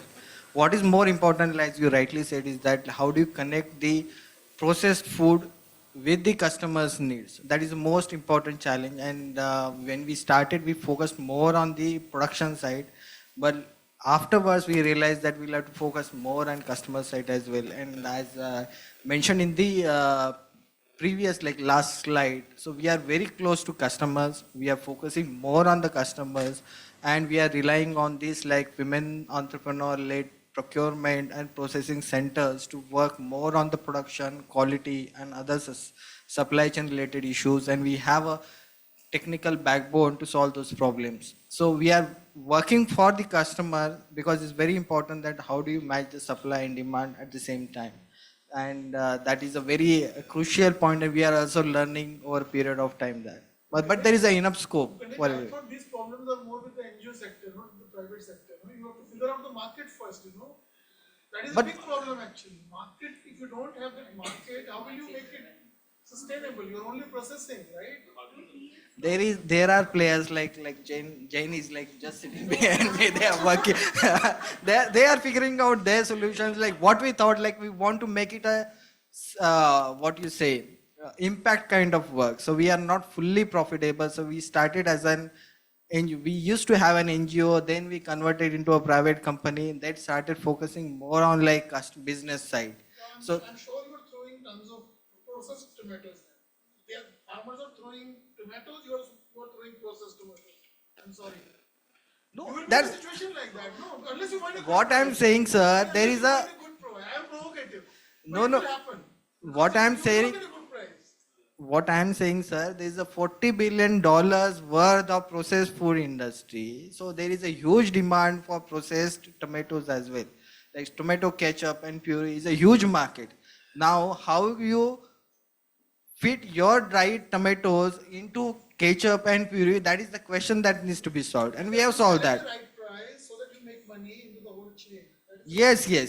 So that obviously that is the problem. If we solve that, whenever we are selling product, you have to match the quality and the price. Even if I'm doing any kind of social work, nobody is going to buy from me. So all those questions are valid, and we have solved those. And we are competitive with the Jain also. They also, yes, they produce dehydrated onion, which they sell at 150 rupees. I sell at 110 rupees. So that is possible. And so, I think the question is that do we go by a market-driven product, or do we produce the product and then search the market? That was the No, we should go for a market-driven product. Yes, that's what. Like he says. Yeah. Now we are processing 1.5 lakh tons of mango every year. Where this goes? It goes to Coca-Cola. Maaza mango which you drink is a Jain product. And you will get very low price for that. And we will get low price for that, yes. Agreed. So they can also be a seller to us. Yeah, but will you be, with that price, will Only, you be able to only, give some return to no, farmers? price is not the issue. Only the issue is the quality. Because SSG is this is a food product, and you need to maintain, you need to have a very quality cautious. So we can have these kinds of discussions offline also. Well, if any other, yeah, I mean there were two, so yeah, we can have two and then we'll start with the industry experts. Yeah. So she has, Saumya has one meeting just tied up right now. So just coming back. Yeah.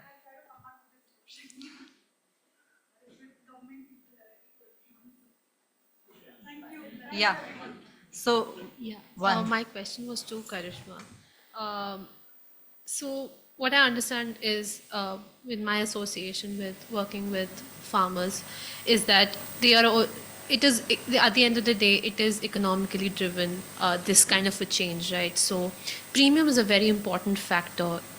We work with cotton farmers, and we have to sort of set a premium with the brands that we work with right at the beginning of the season, right? But obviously for perishable products, the market is different. But if you work with B2B, how do you ensure that there is a sustainable premium rate that the farmer gets throughout, let's say, the crop season? That's the first thing. And second of all, you were talking about selling the product as organic. So that obviously means that you need to be APIDA certified, NPOP certified. So are you doing that, or is that the farmer's prerogative to get done? Because obviously there's a cost element also attached to it. So these are two questions which are a little linked to the farmer economics part of it. Yeah. Yeah, thank you. So regarding the premium, that's why there is a daily meeting, and the team is going to the mandis to identify what is the average price which is going around with the other aggregators as well. And we have defined a 15 to 25% premium that the farmer will receive throughout their harvesting period. So because the changes in the price really fluctuate in perishables and vegetables, so that's why we have to keep in mind what is the mandi price, and that's how they get. So we ensure that they get at least 15% premium. We ensure that if the price drops below 10 rupees, the farmer will still get 10 rupee, even if it drops to 8 or 2 rupees per kg. And there is an upper limit as well that after 50 rupees or something, that the premium gets reduced. But that percentage of premium is stable throughout the harvesting. And regarding the organic certification, our farmers are not organic certified, and we don't sell our produce as organic certified food.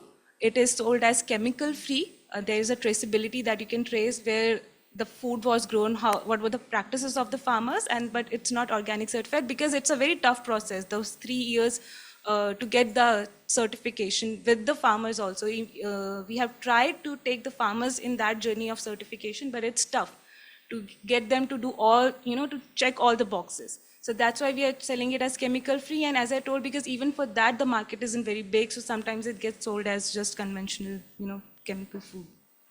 I hope I answered your question. Essentially, there is, based on our experience, I think I'm loud enough on Zoom. Okay. Essentially, so based on our experience in Pradhan, what we have also found that this is a very niche market. So, howsoever sincere you are in terms of, convincing your farmers, and farmers are also, practicing organic agriculture very diligently, there is absolutely no price differential. Let's say if you are doing it in places like Gumla or Ranchi or Lohardaga or Keonjhar, and these are the places. Maybe you can have small niche market in Delhi, maybe in, Lajpat Nagar or, Khan Market. That's the kind of, places. But most of these cases, this is sold as, so I have, visited their farm in Palla. This is the place for 4 or 5 times. And I have bought their vegetables also. And there is absolutely no price differential charged because of the fact that, this is organic, etc. So they do not say that, as she is saying, do not claim that, this is organic certified or organically produced this and that.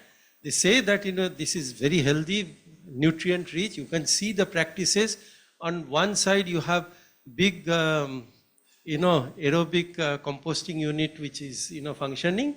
On the other hand, you have large farms, And you can also see farmers are actually, taking all those, organic compost and also bringing the vegetables early in the morning. And they are buying it and they are selling it from their farms. So, yeah, that's my experience. Just one thing I would like to add is that about the market, because even if you're selling it as organic certified, as I said, there isn't enough demand for that. And there are certain aggregators in the market as well who will only take certain amount of vegetables depending on the demand in the market. But we are working with the farmers to transition them into regenerative agriculture. So we can't say we are only going to buy 100 kgs of tori from you one day, because they are growing everything organically. So if you're buying everything from them, then you have to sell them in the other markets as well. So, and we can't tell them that it's organic certified, because that won't be true. So that's how it works. You can say it is organic, it is not certified. Yeah, that's how everybody is playing, residue free. So that's, we do say it's chemical free, but no certification. Nutrient rich also. Yeah. That's what they say. And the going rate could be 10 rupees. They might be paying the farmers 12 rupees because they have eliminated some channel costs through some innovative marketing strategies. That's it. Correct. So, Rashmi, we have last question from you. Yeah, I'm Rashmi. I'm from Harsha Trust and we work in Orissa. So there's an observation for Ganesh and also there's a question.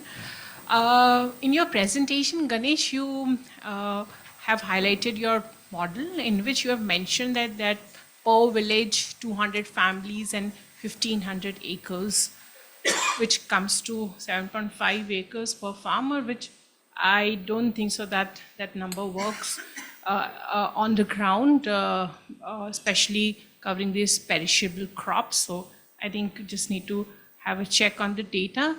That's one. Second thing is about from your presentation, and also I've seen in Koraput, Orissa, that S4S has done some work on ginger value chain. To me, the model seems not an entrepreneurship model, but basically the women are engaged in the processing and they are getting a wage for 240 or 180 or whatever number of days. Why do we call it as entrepreneurship model? That's my precise question. And also, if we also our observation is that what the point that he was highlighting is that ultimately how much margin is being passed to the farmers. The way, based on our experience, the ginger were procured in a very, very less rate, which was actually lower than the market price. So I don't know how much profits or margins are being passed to the farmers. If you're really talking about empowering farmers and increasing their stake in the value chain, I'm not sure about that. Yeah. So, like the case that I had discussed about like one village. So I was talking about a village in Marathwada region of Maharashtra, where that is the case. Like on an average, like there will be a smaller villages as well as bigger villages as well. So 200 families will come to around like 800 to 1,000 people in a village, and there are villages which will have 5,000 to 10,000 people in one village. That is also a case in Maharashtra. So that is one of probably like on an average we have assumed that this is the case, but it doesn't matter on a larger scale. Like when we talk numbers, like we assume that like we will have sufficient produce to collect from that particular village, which is like 1,500 acres is a big volume for us. Apart from like, as you rightly mentioned, like whether we should call it an entrepreneurship model or a different kind of model, yes, like your concerns are valid, but I think the kind of people we are working with, like they are very initial stages. So they have not been like taken into, like they have not been included in the formal system, let it be like banking systems or like other kind of like economic activities. So I think like what we are doing, we are taking it as a first step of including them in this overall empowerment journey. maybe there are many more steps that we will have to go to, like the case that was mentioned by sir. It was about like chiku. So in that particular model, they themselves are procuring or using chips, processing themselves, and they also have a brand on their own where they sell it to modern and modern trade. So in that case, it's like, because like they have a leader, like the person, Mr. Patil, he is like educated person. He has lot of money in his hand, so that he can take his, and he is also passionate about that work. So in his village, under his leadership, they have taken an entrepreneurship route. But still there, like most of the work is done by that person. The women who are working with them, they also work on the same principle. So that is a debatable thing. But this is the first step. And in a longer term, our vision is that the women entrepreneurs should procure the raw material themselves, process themselves, and sell it themselves. The problem with this kind of model is that, let's say we are working with 3,000 women entrepreneurs, so 3,000 processors. Let us if I ask Jane, for that matter, whether you will buy from let's say one woman entrepreneur from that 3,000 models, the answer will be no. And there are many valid reasons why they will not procure from them. So because the volume is very less, the quality is not guaranteed, and there are a lot of reliability and other kind of issues that will come up. So whenever you go for a very small volumes, these kind of challenges will always come. So aggregation is the only model right now which we are working, which will work sustainability at least for some time. I don't know what will happen after 5 years. There will be some different models that will come where the individual farmers can connect to the big market players. That will also happen. But right now that is not there. So this is where we are. And hypothetically, let's say whether if you call that as an entrepreneurship, then there are cases in food industry, and in general there are other models where let's say PepsiCo, his client, they are doing mango pulp production in their facility. Okay, so mangoes, let us assume that the mangoes are given by Pepsi. They are just turning it into a pulp, pack it as per their requirement. Tins are given by the Pepsi, and after that they pack it and give it to Pepsi. Are we going to call that as an entrepreneurship or not? Yeah. Whether Jen is an entrepreneur, that is practically what they are doing. But that is done at a very large scale, and we are doing it at a very low scale. So 3P manufacturing is a standard process. The terms are similar. Whether we can call it this as an entrepreneurship or not, obviously that is debatable. On a larger scale, there are different business models which are working in various industries. All are good. To the point, all are getting benefited. And this is just a start. And this model will evolve over a period of time. Because a hand-holding is needed to all those micro-entrepreneurs at the start.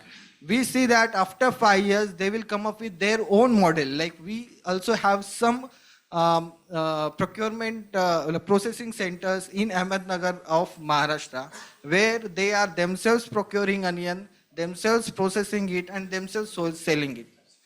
Yeah. So those models are very limited. In the initial years, it will be very small, but over a period of time, the numbers will increase. And there is a huge scope for everyone to chip in. Yeah, thanks, Ganesh. Just one last small.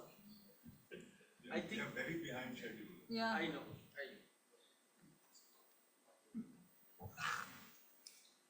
I think that what we are discussing, and also Ganesh's model, is something very relevant in the context of today's discussion when we are exploring this nexus of water, energy, agriculture.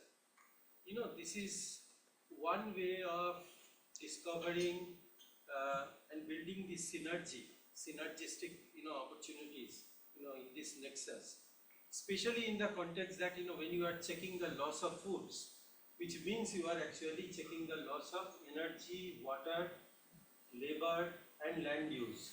So to that extent, this is extremely important, and I thought that, I look at it, from that point of view, besides, whatever discussion that we had, what is your marketing strategies? Yeah, thank you. So before we move to the industry experts, like we can have these conversations offline also, and we would be happy as organizers to share their contacts and all. You can directly also contact them. So before we move to the industry experts, a big round of applause to the startups.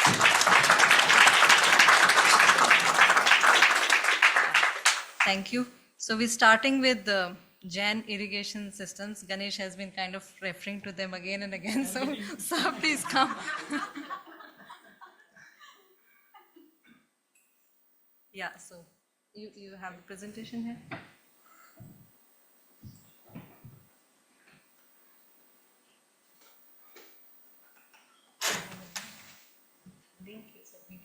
That's all. We will show that after the presentation. Yeah. So good afternoon. My name is Jadhav. I am working with Jain Irrigation.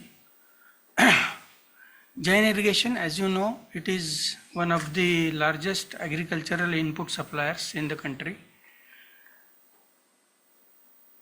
My first few slides are about Jain Irrigation, then I will come to the main presentation. So this is our plant and factory at Jalgaon.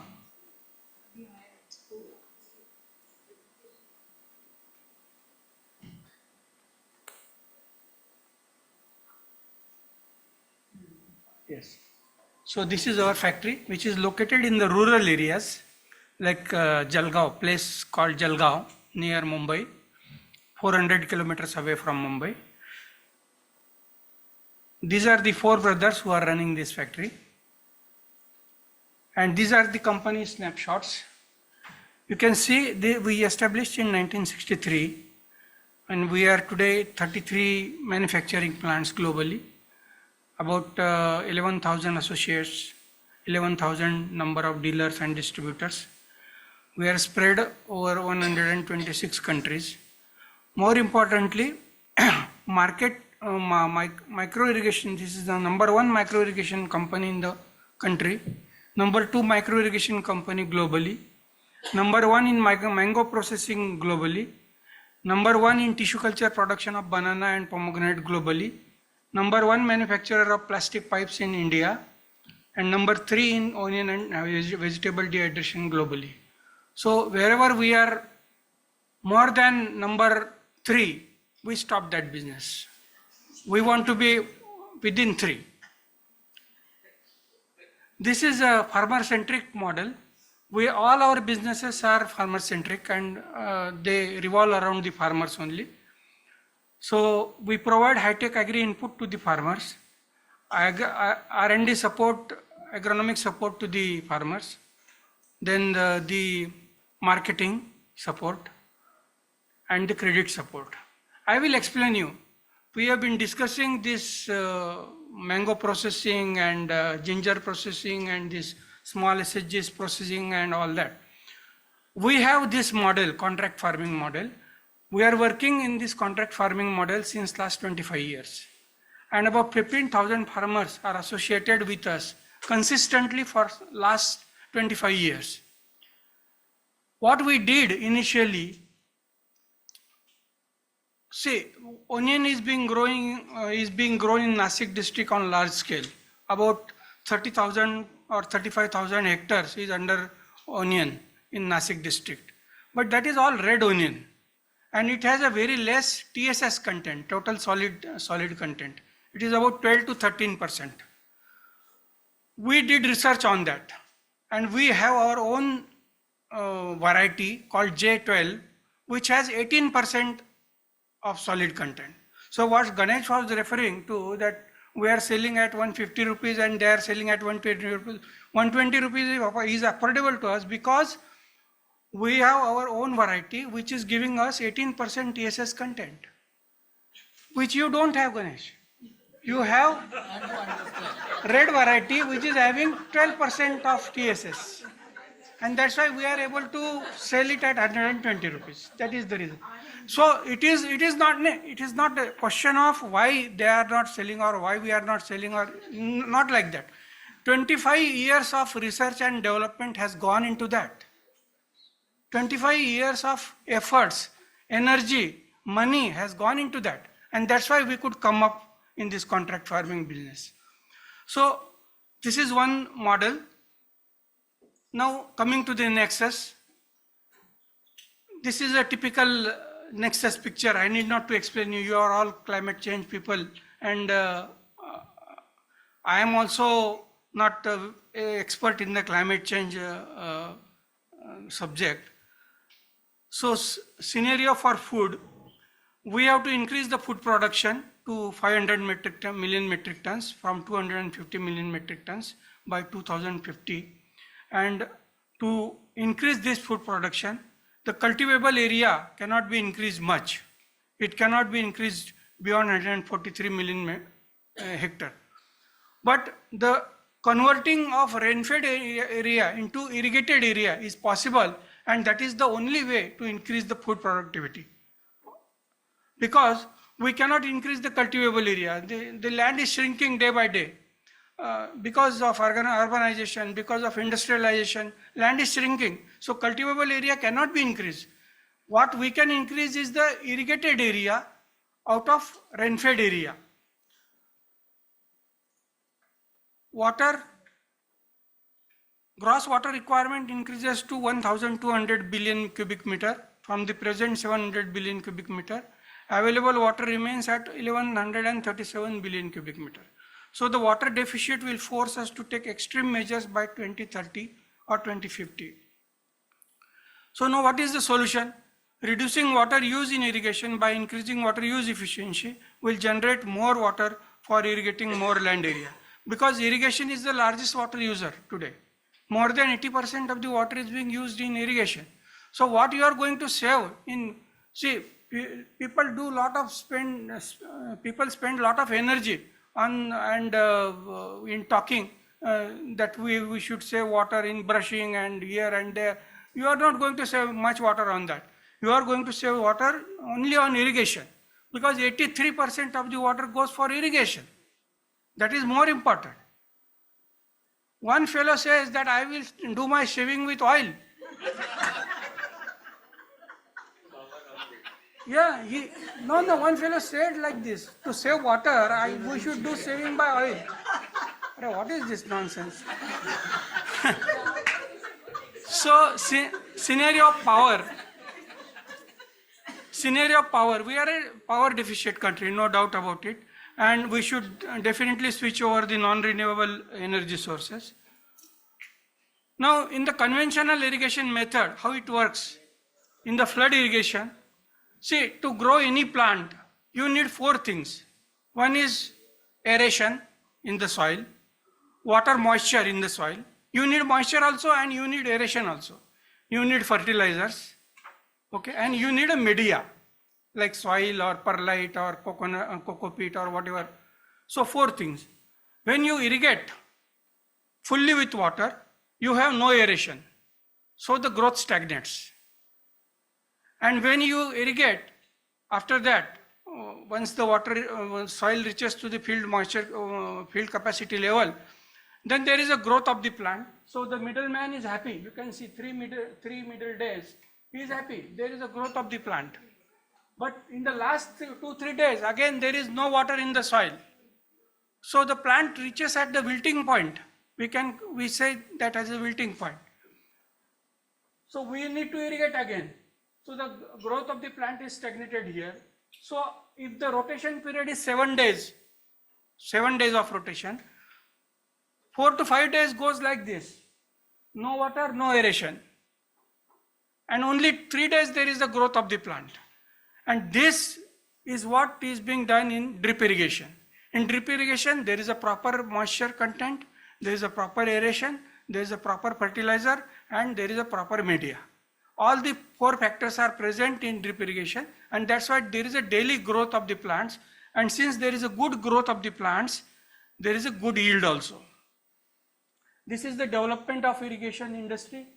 We used to flood it.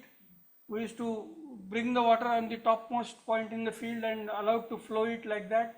Then we have started ridges and furrows, then the sprinkler system, then the drip system, and now the subsurface drip irrigation system. So this is what the technological progress. Now what model we have? One is for a smallholder. This is from 100 square meter. It is available from 100 square meter to 100,000 hectares. This model is available. So it's single water source.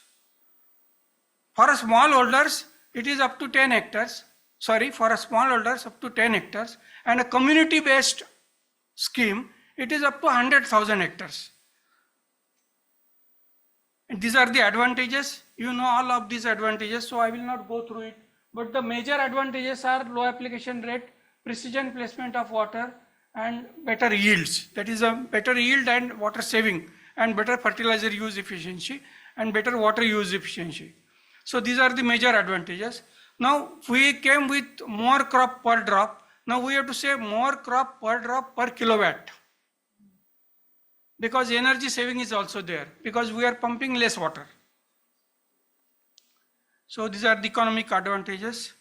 Social benefits, all ladies can work and all that. Economic advantages, environmental benefits. Here in rice, we have done experiments at more than 20-25 places in the country, and we could find out that there is no methane emission in the rice with drip irrigation. Methane emission is primarily because of the standing water in the rice. And in case of drip irrigation, since there is no standing water in the rice, there is no methane emission. This is a major advantage. Then the another product which we have, innovative product, is a solar pump. These are the pumps. We can have up to 50 HP and up to 200 meters depth. So I'll just skip these slides. I will come to this point. Like we have models for a small farmer up to 10 hectares or from 100 square meter to 100,000 square meters, 10 hectares. Community water source, if there is a community water source, somebody said in the morning that 30% goes to the canal irrigation. Yes, that is right. Because 30 million hectare is being irrigated with canals today. And what is the solution on this? It is a single water source, and number of farmers are more. 100,000 farmers or 50,000 farmers, 25,000 farmers under one command. We call it command. So this is the picture which shows. Now here you can see the right hand side. There is a dam there, and the water comes from main canal to the branch canal to the field channels and then to the field, and it is flood irrigated. So in this traditional model, this is a traditional model. In this traditional model, you get 35% efficiency, not more than that. That means if your plants require 35 liters of water at the end, you will have to release 100 liters of water from the dam. See how much water goes waste. How much water goes waste. If you want 35 liters here, you will have to release 100 liters from there. And this drip irrigation or sprinkler irrigation intervention can be done at various stages. But the most important is we recommend the left hand side model, that is JIIS written there. 99% efficiency you get. That is from dam level to the root zone level. We call this concept as a resource to root. On the top it is written resource to root. That means water will be delivered through closed conduit conveyance only. No water will be exposed to the atmospheric pressure or atmosphere, and that way we can save conveyance losses, evaporation losses, seepage losses, and depercolation loss. All these losses, 99% minus 35%, these losses, 65% losses or 64% losses, can be saved through this system. So let us not talk about shaving with oil. Let us talk about this. Now, this can be done with solar. How it can be done with solar? There is a canal. From canal you can take the water in the sump, and on the sump you can have a model, small model of 100 hectare, 200 hectare, check. In irrigation industry, they call it as a check. 100 hectares check, 20 hectares check, 50 hectares check. So for each check you can have a sump, and from sump you can energize through solar irrigation system, the drip irrigation system, and irrigate the crops. What are the advantages? High crop productivity. We are talking about the crop productivity, land productivity, water productivity, and energy productivity. All these four together. We are not only talking about the water use efficiency or water productivity. It is a crop productivity, land productivity, water productivity, and energy productivity.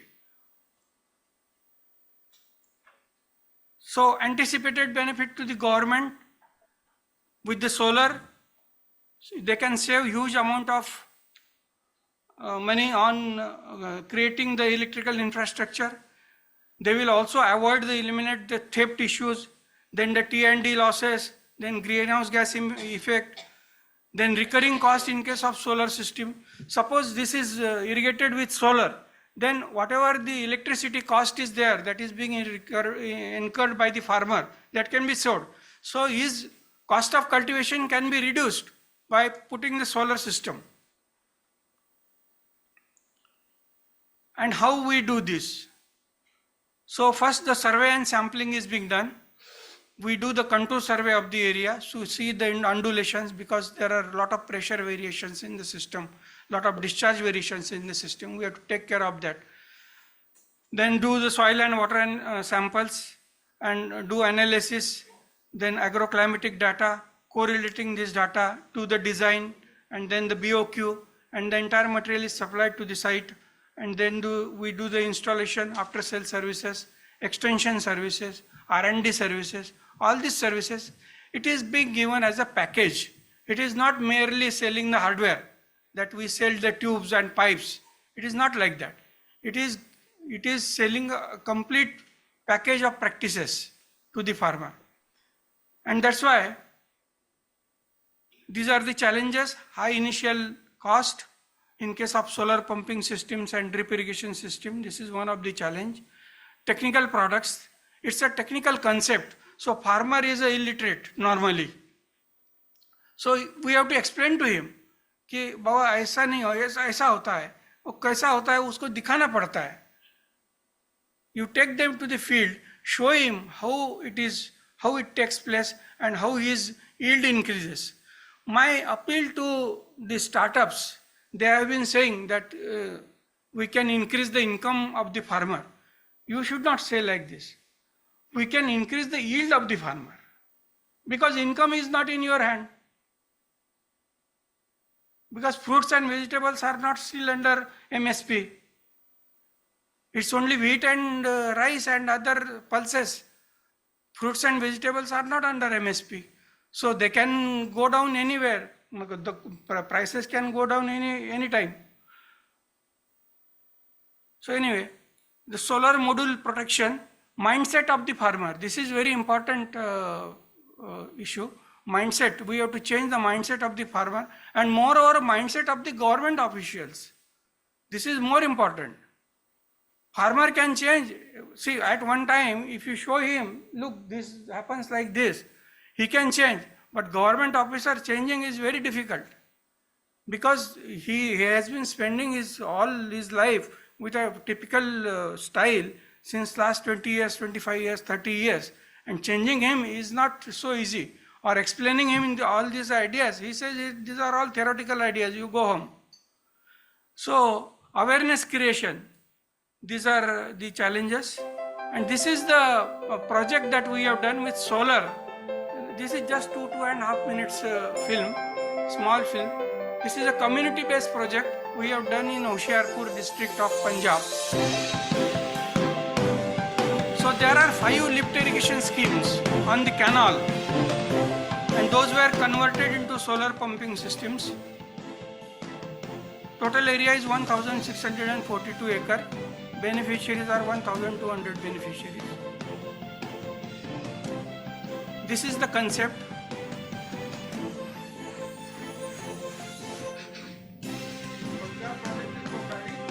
No, it is for citrus and wheat and mustard, basically.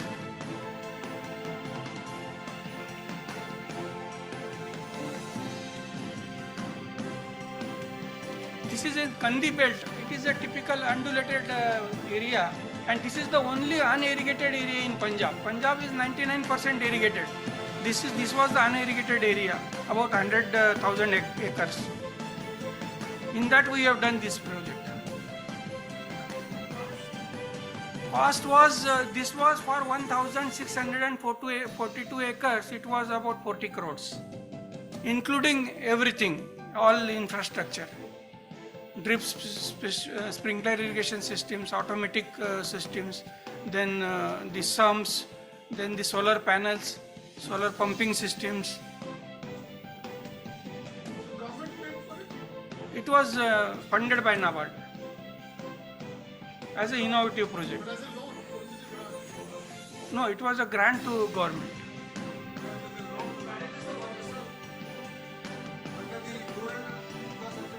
Yeah, RIDF. Okay. Maybe, yes. Yes. And who manages the water, sir? It's Jan, right? No, it was 7 years. O&M was with us. Yeah. Now it has been handed over to the farmer user societies. So one farmer user association, the one WUA. No. WUA were 5 lift irrigation schemes, so 5 WUAs. So we'll discuss offline this, sir, sometime. Yes. One thing, do they give a maintenance because somebody has to supervise and manage this? So do the farmer pay per month? Actually, farmer is supposed to be trained in 2-3 years time, and then he is supposed to pay the O&M charges, collect the O&M charges from the farmer members, and supposed to pay the O&M charges to the government. But yes, water charges to the irrigation department and electricity charges to the respective SEBs. They are supposed to pay. But what happens is in this type of projects, they are not, farmers are not used to do all these operations. So they are reluctant to take over the schemes, first of all. And even if they take, they don't pay the charges. They pay charges partially. So ultimately government will have to give them the grants for operation and maintenance also. That is what it happens. No, it's okay. I am done.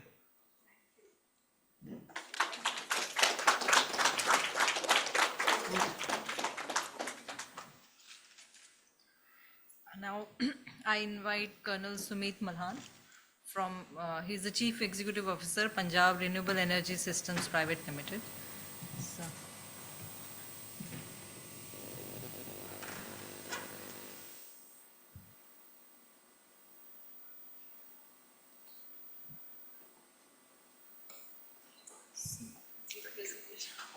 I'll keep it short. Good evening, ladies and gentlemen. I'm Colonel Sumeet Malhan from Presspell. At the outset, let me thank the organizers for giving this wonderful opportunity for all of us to discuss and debate on climate change and with special reference to farmers. And I'd also like to congratulate all my panel members here for wonderful presentations that they have been giving. As directed, ma'am, I'll keep it short. What does Presspell do in a nutshell? So in a nutshell, we address the farm fires. We have all been part of Delhi, the smogs in the winters. We have heard as to why it happens, some of it at least. The farm fires that are there due to paddy, straw and other agriculture waste being burnt, and therefore we have bad weather in Delhi. This is actually a phenomena across the world. It not only paddy, straw, most of the agricultural residue which is there is burnt by the farmers across, and the reason is, of course, to clear his fields for the next farm sowing. The uncontrolled burning, it leads to climate change, as you're well aware. Environmental pollution, health hazards, and medical expenditures are some of the byproducts of this particular burning. So what is the solution that we have? One of the solutions that we have is converting this biomass, which is available on the fields, to utilize as energy. And that's what Prespel does. This can be used as a replacement for all types of fossil fuels. It can be coal, it can be petrol, it can be diesel. We can have sustainable aviation fuel from it. We can have bio-CNG from it. The technological solutions are already in place or they're evolving in this direction. Now, what is the main challenge here? The main challenge here is the aggregation of that agricultural residue on the fields. And that challenge is there because firstly, it's a very, very difficult task. And plus you need equipment for that. The harvest time is limited. You have to gather it within that 45, 50, 60 days. And you also need an intensive working capital for a short duration of time. So with that, Prespel has been developed. And the main, like I said, driver behind Prespel business is the aggregation of the biomass. So therefore, biomass supply. With that as the backbone, we have done forward integration. We have got consultancy services around that. We have biomass densification into briquettes and pellets to transport it to greater distances. Loose biomass typically travels in 30, 40 kilometers. If you want to take it to further distances, 200 to 300 kilometers, you need to densify it. We have steam models where we are offering steam at cost from biomass purely, where we have the BOOT and O&M models. And we are also looking at future fuels, biofuels like CNG, etc., where we can either offer the aggregated biomass or we can take on O&M of those projects. And we are doing certain in-house R&D projects ourselves. We have a pan-India footprint. We are among the biggest in this business in India. We have KMPs, as you can see, who are predominantly FOGI-driven. It's an unorganized sector, and we like to think we get some sense of discipline into this sector. This is a unique business model, and this is the mainstay of the business. At the heart of it, you can see the village-level entrepreneur. He is the heart of the entire ecosystem. He is the person who's actually working for himself, so he's an entrepreneur. We guide him, we train him. He collects the aggregation from the farmers' fields and brings it to Prespel collection centers. At the collection centers, the biomass is chipped or it is densified to whatever format it is required and then taken to the industry for end usage. All of this is possible due to the robust supply chain that we have, and that comprises of, firstly, the VLE development. So a question had come up earlier about how do you interact with farmers. Indian farmers are very sensitive. You try and enter their fields and they don't like it at all. So we don't enter their fields. We go to the villages, we hold camps there. We sit down with them, we explain to them what is the model that we are looking at. How some of them can develop themselves as entrepreneurs, earn some money by collecting this waste and transferring it to us to utilize as energy, and how they all benefit from this ecosystem. So that's where we hold camps. Just like to show you also social aspect which is happening here. If you see the top left slide, you see a gentleman in the front row with a green gamcha. That same gentleman is on the right side, and after being associated with Prespel for 1.5 years, he's been able to buy Tata car and 2 tractors. That's the kind of social impact which this makes. The next stage is equipment for aggregation. Biomass, each type of biomass has got different types of equipment for aggregation. Paddy straw has got different types, cotton has got different types. So we've been able to handle all of it. And we get this equipment which we give out to these farmers or the VLEs that we've identified for collection of this biomass. The biomass then reaches our collection centers. This being India, you can see the diversity we have. Camel carts, bullock carts, boleros, tractors, trolleys, it comes to us in all shapes and sizes. Then the next problem, which is here, is the long-term storage, and hence we need the working capital to collect all this biomass during that very short harvesting period. And once it comes to us, we're going to give it to the client bit by bit, day by day. So for a typical plant which requires 30,000 to 50,000 metric tons of biomass per year, I need to collect this 30 to 50,000 tons of biomass in 45 days and give it to the client at 100 to 150 tons per day. So the storage is very important. It is degradable. There can be losses. It's a problematic area. With that, we built the just-in-time fuel concept. From our collection centers, we have storage centers which are also secondary, intermediate, and final storage centers for this biomass to be utilized as fuel in the industry. We have our own briquetting plants wherein we densify this. Each type of briquetting plant is unique because the crop is unique, the waste is unique. So they have their own machineries to kind of convert this into densified fuel. Talking of planning of fuel, like I explained, it's an ongoing process. You're required to keep monitoring it on a day-to-day basis. This some of the solutions that we are providing, the steam on supply on biomass. The point I'd like to highlight here is Prespel is delivering more than nearly 4.5 lakhs of steam purely on biomass. This is a steam supply journey that Prespel is seeing. It's also important to note that this is an indication of how the biomass industry of India is developing. If you see this graph, India, Prespel being one of the biggest in the industry, this is indication of how the biomass industry in India is shaping up. Some of the projects that we have done, they can be as low as a 2 TPH boiler for L'Oreal at Pune, and we are also developing 20-30 TPH boilers for various other clients of ours. The scope of the boot is we put in the money, we do the entire EPC, and when we run these projects for a minimum of 10 years, the entire underlying factor being that we get the biomass into the system. All the plant operations are automated that we have undertaken. And just to tell you, you can visit any of my plants any day, anywhere, and you can have a meal sitting down inside that plant. We maintain tough EHS and safety audits. I think being from the Fauji background helps in this aspect as well. We ensure world-class housekeeping. Some of the major clients, as you can see, all well-known industry names. A word on the efficiency of these projects. We have been able to showcase and demonstrate that these biomass-based projects are energy efficient, along with being carbon neutral. And because they're energy efficient projects, we have been able to get PRSF loans from the World Bank as well. Another improvement that we have done, or a social service that we tried to do, we also saw COVID, we saw lack of firewood. So we have tried to get the ecosystem in place for carrying out eco-cremations. I'm very happy to tell you trials have been carried out across many cities, and in the city of Aurangabad, 92% of cremations today are being done on Prespel briquettes. We moved away from wood. Now the scope of biomass utilization is huge and humongous. You're all aware, CBG, green hydrogen, 2G ethanol, SAF, CHP. The best part is socio-economic aspects. It is DRE, can be set up anywhere in the country because we are an agrarian society. Numerous environmental health benefits. It empowers the farmer for sowing of his crops at an earlier time frame and also gives financial inclusion. So I'm paying all my farmers through digital currency. All of them have got a digital app with them, which I'm paying them through. And of course, it promotes entrepreneurship and financial inclusion, which I already mentioned. The Prespel impact over the last year or so, every year the biomass utilizes about 200,000 tons of biomass. The greenhouse gas reduction about 150,000 tons per annum, and I pump back 800 million back into the circular economy.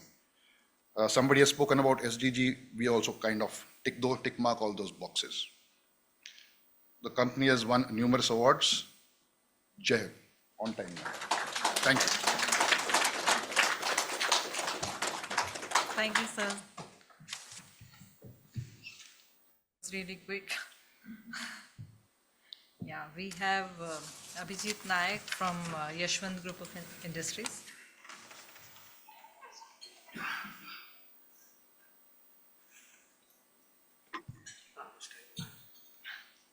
Not much actually. We're giving more time to start. Hi. It's almost at the end of the session. I'm talking last batsman. I don't know whether I'll be able to score 4s and 6s, but I'll try to complete it as early as possible. Basically, all these new entrepreneurs have given very good presentation about new technologies, new ideas. We haven't done anything new. We have given a technology which is 70 years old to the farmers, but we just repackaged it, given a new financial model, and represented it in front of farmers, government, and the financial institutions. And at least we were successful to implement a small sizable amount of chunk at our place. We are basically agro-processing industries in western part of Maharashtra. We operate a maize processing plant, milk processing plant, and a sugarcane processing plant. So we are not actually going out of the area of operation and giving solutions to other farmers. That is one of our drawbacks basically. But we are providing solutions to our own farmers who are suppliers to our plant. So basically this project, Yashwant Energy Private Limited, what I'm going to showcase to you is one of the project where our milk producing farmers have been provided a solution of using a renewable energy fuel in their household cooking purpose. This is basically what I'll be talking about is household biogas plant. So basic data, which I don't know whether I need to talk about this. There are lots of milk producing farmers are there in India. In our area particularly, forget about global data. If I talk about only my 2 tehsils, there are more than 50,000 farmers who are associated with the milk processing. So we had conducted a survey in which we have found that more than 35,000 families are such who are not using biogas as fuel for cooking purpose. So they are using either LPG, kerosene, wood or dry cow dung. So just for 2 tehsils, we have a potential of more than 35,000 farmers who are our customers, and that can be replicated at a larger scale with all over India. So what is the current practice over there? So normally in the families, people use dry cow dung. In our area particularly, they use wood as cooking fuel. So basically putting up all these things, like while doing gold standard carbon credit project, we had done some survey, particularly study, and which revealed that around 2.5 metric ton of wood is being used by those families who do not have LPG or kerosene with them. So basically, and the place where we come from, it's a high rain area. It's just next to Konkan. So more than 5 months we get good amount of rain. So any families who are using wood or dry cow dung, that 5 months of period, lots of moisture is there in that particular fuel. And the women in the homes, they're like as good as smoking 50-30 cigarettes in a day. That much amount of smoke they are inhaling per day. So that is another problem. Even the family, small children cannot study in their homes and all those things. These problems are there. So besides addressing a renewable energy project, this project addresses kind of a health issue of the women also. So basically what solution we have given is this particular model, HDP top, HDP bottom kind of a model, which we developed in collaboration with Syntex. More than 2 years, the model was under development. Around 32 models were submitted to MNRE, and finally we got this approval for this particular model in 2009.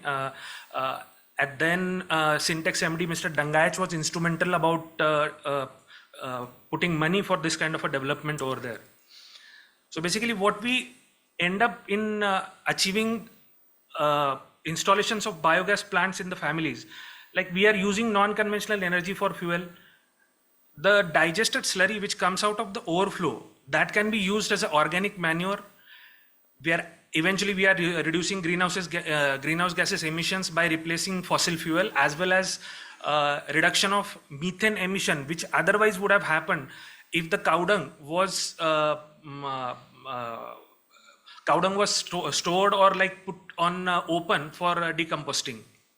So basically, again, like using in the biogas plants, this cow dung, also we can attach toilets to those biogas plants, so we can achieve good sanitation and overall health development also. Besides, as I told you, around 2.5 tons of wood is being used by one single family. So if we use a biogas plant, we are reducing deforestation also. And as I told, the smoke problem and everything, it mitigates the drudgery of rural women also. There's a case study. Any single family which has 2 to 3 milking animals can have biogas plant, standard capacity 2 cubic meter per day capacity plant, which we defined for proper monitoring of a CDM project. It has to be done on a standardized basis. So 2 cubic meter per day capacity plant was designed. The savings are already there. Around 3.5 metric ton CO2 emission reductions can be achieved from 2 cubic meter capacity plant. This is replacement of fossil fuel and LPG or wood. If we add up the methane emission, which is avoidance of methane emission by open composting, this figure will again go up. So what is the problem if so many advantages are there? Why this project is not kicking up? Basic problem is initial financial capital which is required by the farmers. As many of the speakers earlier were also telling, there are lots of small and marginal farmers are there in our area. Rather, Ganesh ji was telling around 2 acre land is a small farmer in Vidarbha and Marathwada. In our area, it's half acre is a big farmer. More than half acre is a big farmer in our area. So such a small capacity for a size farmer investing around 20-30,000 for a gobar gas plant is a financial constraint for him.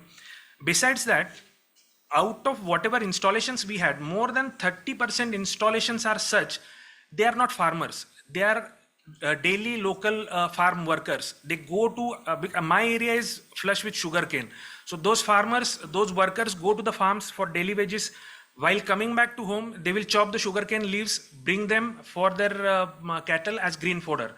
Now these people don't own the land at all. So even if a farmer gets a loan for a biogas plant, if he has a land, he can get the loan for biogas plant. NABARD gives that refinancing facility to lots of banks.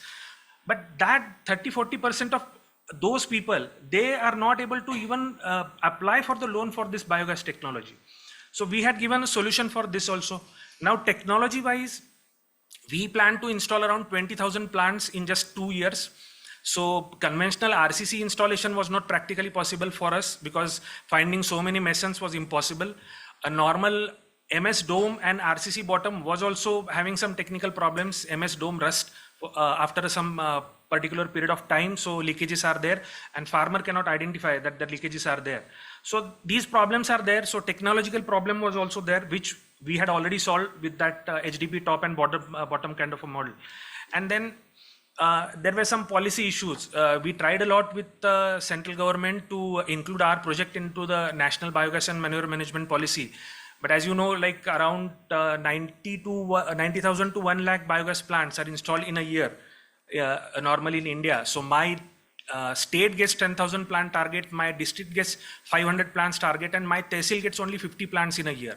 So I was installing around 10,000 plants in a year. In 2 years, 20,000 plants we were planning. So our project was put out of this national biogas and manure management policy. So this was the plant which we developed in collaboration with Syntex Industries Limited. Now this was a model which we had given.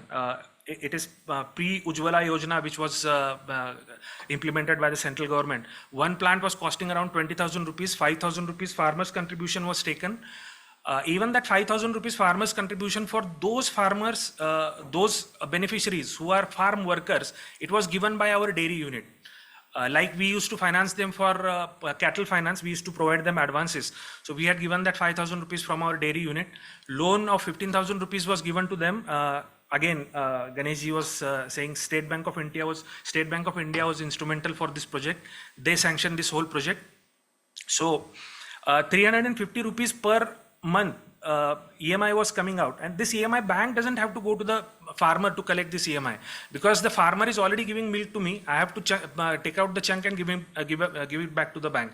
So had this project been included in the national biogas and manure management policy, it would have got 9,000 rupees subsidy at that time. Today the subsidy is around 13,000 rupees. But we took this project under CDM route, carbon credit route, and in that CDM route, 3.5 CERs per year, including the ERPA, which we had signed with a Danish energy company, which was again mortgaged with State Bank of India for funding this project. So my 50% of the loan was to be repaid by carbon funds and 50% was to be given by the farmers. So this is how the whole project was structured out. What innovative business model which we had, there were 4 project proponents: beneficiary farmers, financial institution, milk processing unit, and an implementing agency. So these are the 4 agencies. State Bank of India was our financial institution. That as I told you, like many of the beneficiaries were not having land with them. So like SHGs, we formed joint liability groups at that point of time. 5 farmers coming together in a JLG. All farmers were equally liable for each other's loans. That JLG was funded under microfinance structure through the State Bank of India. The funding was utilized by Yashwant Energy Private Limited, which was project implementing agency. We took the money, installed the plants. We were responsible to make the subsidy payment back to the SBI as well as CDM payments back to SBI. That was our responsibility. Once the instrument is installed, farmers are giving milk to our dairy unit. Their milk bills, every 10th day, we are paying that milk bill to the farmer. So around 150 rupees, 50% of the 350 rupees EMI, around 175 rupees was my payout to be taken from the farmer. Hardly 60-70 rupees per 10th day we were deducting from the farmer, giving back to the SBI. So this is how the whole structure was worked out. And actually, our dairy unit, we have around 450 milk collection centers, around 150 villages. My individual milk collection center person was also trained to do the repair maintenance of the biogas plants. So this is how everything was structured out. I think I've already spoken what everybody has roles to play. Just last two, three slides are there. So what we can achieve in this, before pre-Ujjwala Yojana, all these things we had given around what we were expecting from the government.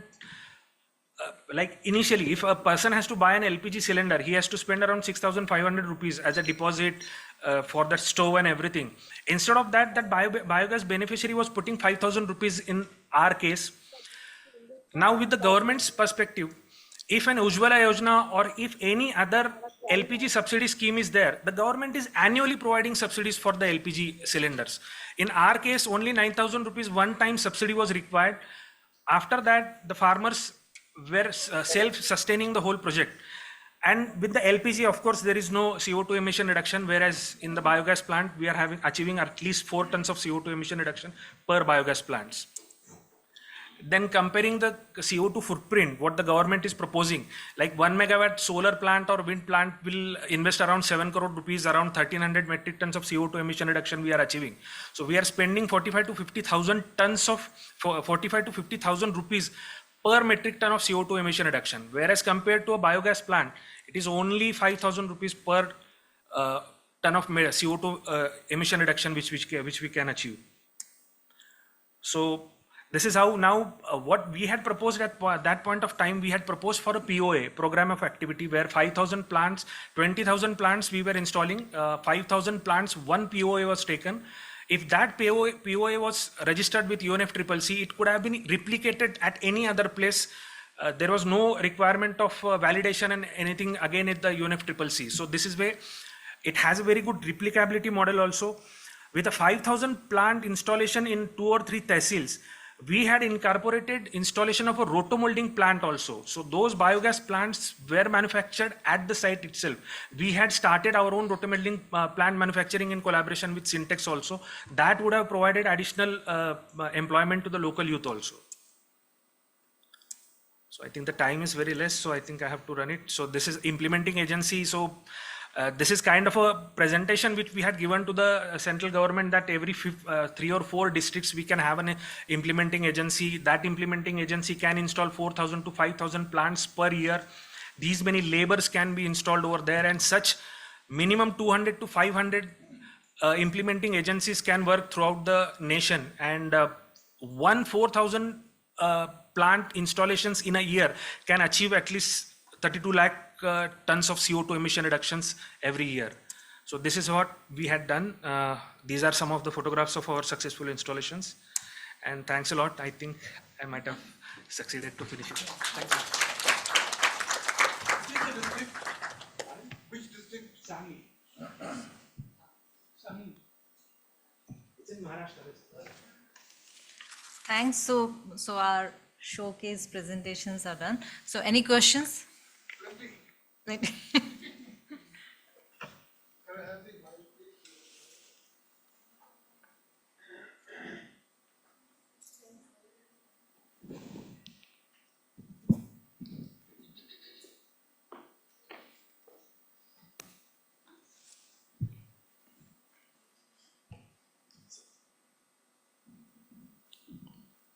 Yeah. I've just noted down some 2 or 3 questions. I wouldn't say they're questions, I just wanted some clarification. So don't be afraid of that. Number 1, I think Mr. Sumeet ji, Colonel Sumeet? Sir. You were mentioning about the fact that you have different transport arrangements for different crops. So that was not very clear why that is necessary, because See, once then harvested agriculture waste is available, it could be just loaded onto a tractor and then taken in a logical manner. But then I'd like to explain that. Have you introduced any digitalization other than the app which you are mentioning, and what does the app do?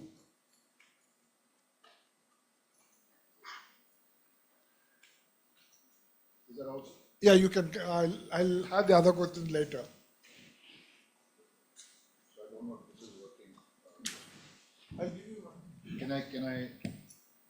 Am I audible? Okay, Yeah. great. So I'm feeling like a nervous student in my Viva exam, sir. So firstly, let me answer the point on the transport. It's not only the transport, it's also the equipment. So it's the post-harvest equipment which is required for removing the produce or the agricultural residue from the fields. To give you an example, for paddy straw, the equipment requires a cutter, raker, baler. So these are the equipment which is required, which actually make the paddy straw bales, which you can leave on the ground. Then when you transport it, you have to have specialized trolleys to make financial sense. So the trolleys, we have 8 to 10 ton trolleys, which are specially modified for transporting the paddy straw. As far as the other waste, let's give example of a cotton stalk. So the cotton stalk needs to be chipped in the fields and loaded onto the trolleys. And these are higher version trolleys so that you can accommodate more amount of cotton stalk. So transportation costs reduce. So when you chip it at site, if you get it to the collection center and then chip it, the transportation costs go higher. So therefore, the equipment and transport, both required are different. When I spoke about the financial inclusion, I possibly misspoke there. I don't have an app, but I make all transactions financially through digital payment modes, not through an app. Yes, but we are trying to develop an app. We are in the process of tying up with various people to develop an app on this as well. What we are also doing is we are trying to, you asked a question on digitalization. We are trying to digitalize the most difficult aspect of this business, that is the quality control of this particular biomass. So the biomass has got quality of GCV, moisture, ash. These are the primary requirements of the biomass when it comes in, especially for thermal usage. The requirements are difficult for CNG and ethanol. So for thermal usage, you would require to know the moisture and pay the gentleman for the kind of moisture which you're getting, or if there are any impurities. It's a very difficult process and it is very much dependent on the person who is actually managing the system. We are trying to automate all of this. This is the first of its kind which we are trying to do, and hopefully in the next some time we will definitely be able to crack it. Regarding this, there's a startup in Pune which has developed a digital platform called Biofuel Circle. And they're operating all over Maharashtra by asking the farmers to aggregate, especially the farmer producer organizations. And after it's aggregated, it's given to a briquette manufacturer, and ultimately it has to go to a big unit for the consumption. Now, this digitalization which they have done, the platform which they have created, helps to register both the suppliers and the consumers, and also the transport operators. In your case, I think you have your own transport arrangement, whereas here it is the transporters are allowed to register over here. And all of this they have a payment gateway, and it is done beautifully well in Maharashtra. They want to go into other areas as well. I'd like to connect you with them. So thank you for that. We know them very well, Suhash Bakshi and team.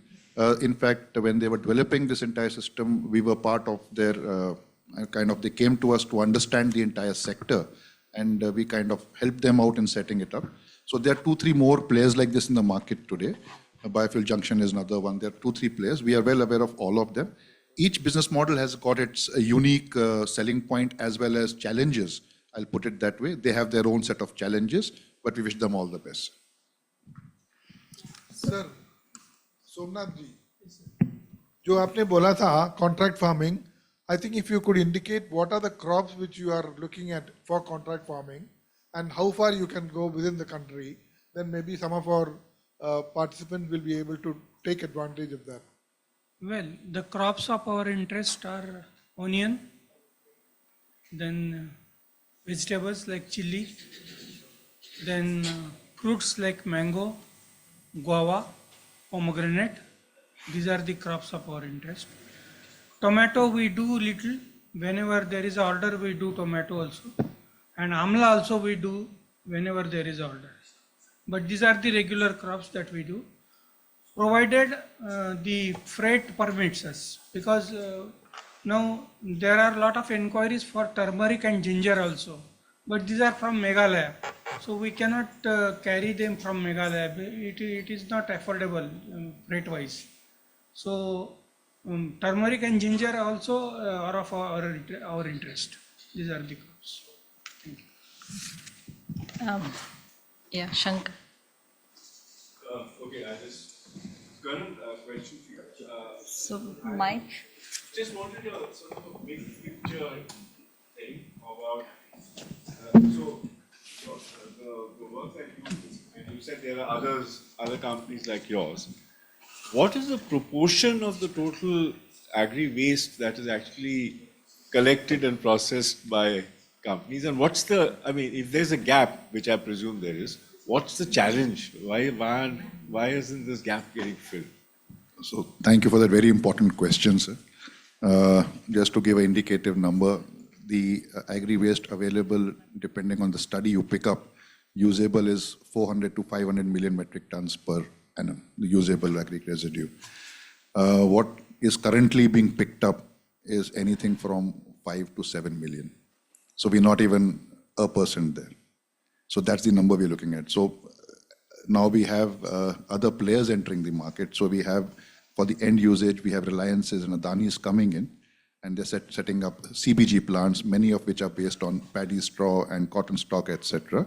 So they are coming into this business, wherein some of this will start getting used. And of course, it will only make substantial change when you have these plants coming online. So there have been CBG plants, there are 10, 12 of them already set up. None of them are performing up to the full capacity for various reasons.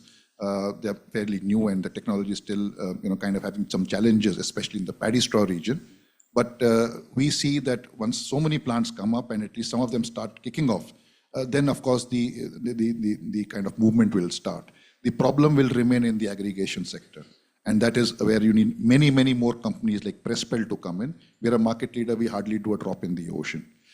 We need many more companies, and the challenge there is the capital expenditure requirement, which is the start point. So just to give you a small indication, if you want to aggregate about 2,000 tons of biomass, paddy straw, you would require anything from 35 to 40 lakh rupees for getting that equipment there. That's only for 2,000 tons. Kind of, you can just extrapolate the numbers there. You require intensive working capital. Now the banks don't recognize this business. This only recently they started recognizing that yes, this is a bankable business. And we have one of the very few people who have actually proven it to them, and we've got some kind of financing because of our shareholders as well. We've got Mitsui, Shell, SBI on our shareholders team. So yes, this is a big problem, getting the finances there. And last but not the least is actually getting your hands dirty. This is a very, very intensive work which you need to actually get onto ground and actually, have a lot of toil to be putting there. And corporates doing that is a very, very difficult proposition. Hence, I showed you 4Gs. We are hoping to crack this. We like to get hands dirty. Not many of the corporates are willing to, the employees getting them down onto the ground and actually doing this business is very, very difficult and tough.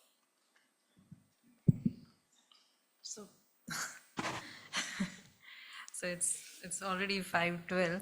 So I think it's time for closing the session. It's very, very interesting solutions that you have shared, and especially from the startups. We know from the industry experts, they have been masters in it, but especially from the starters, a very big applause to all of them.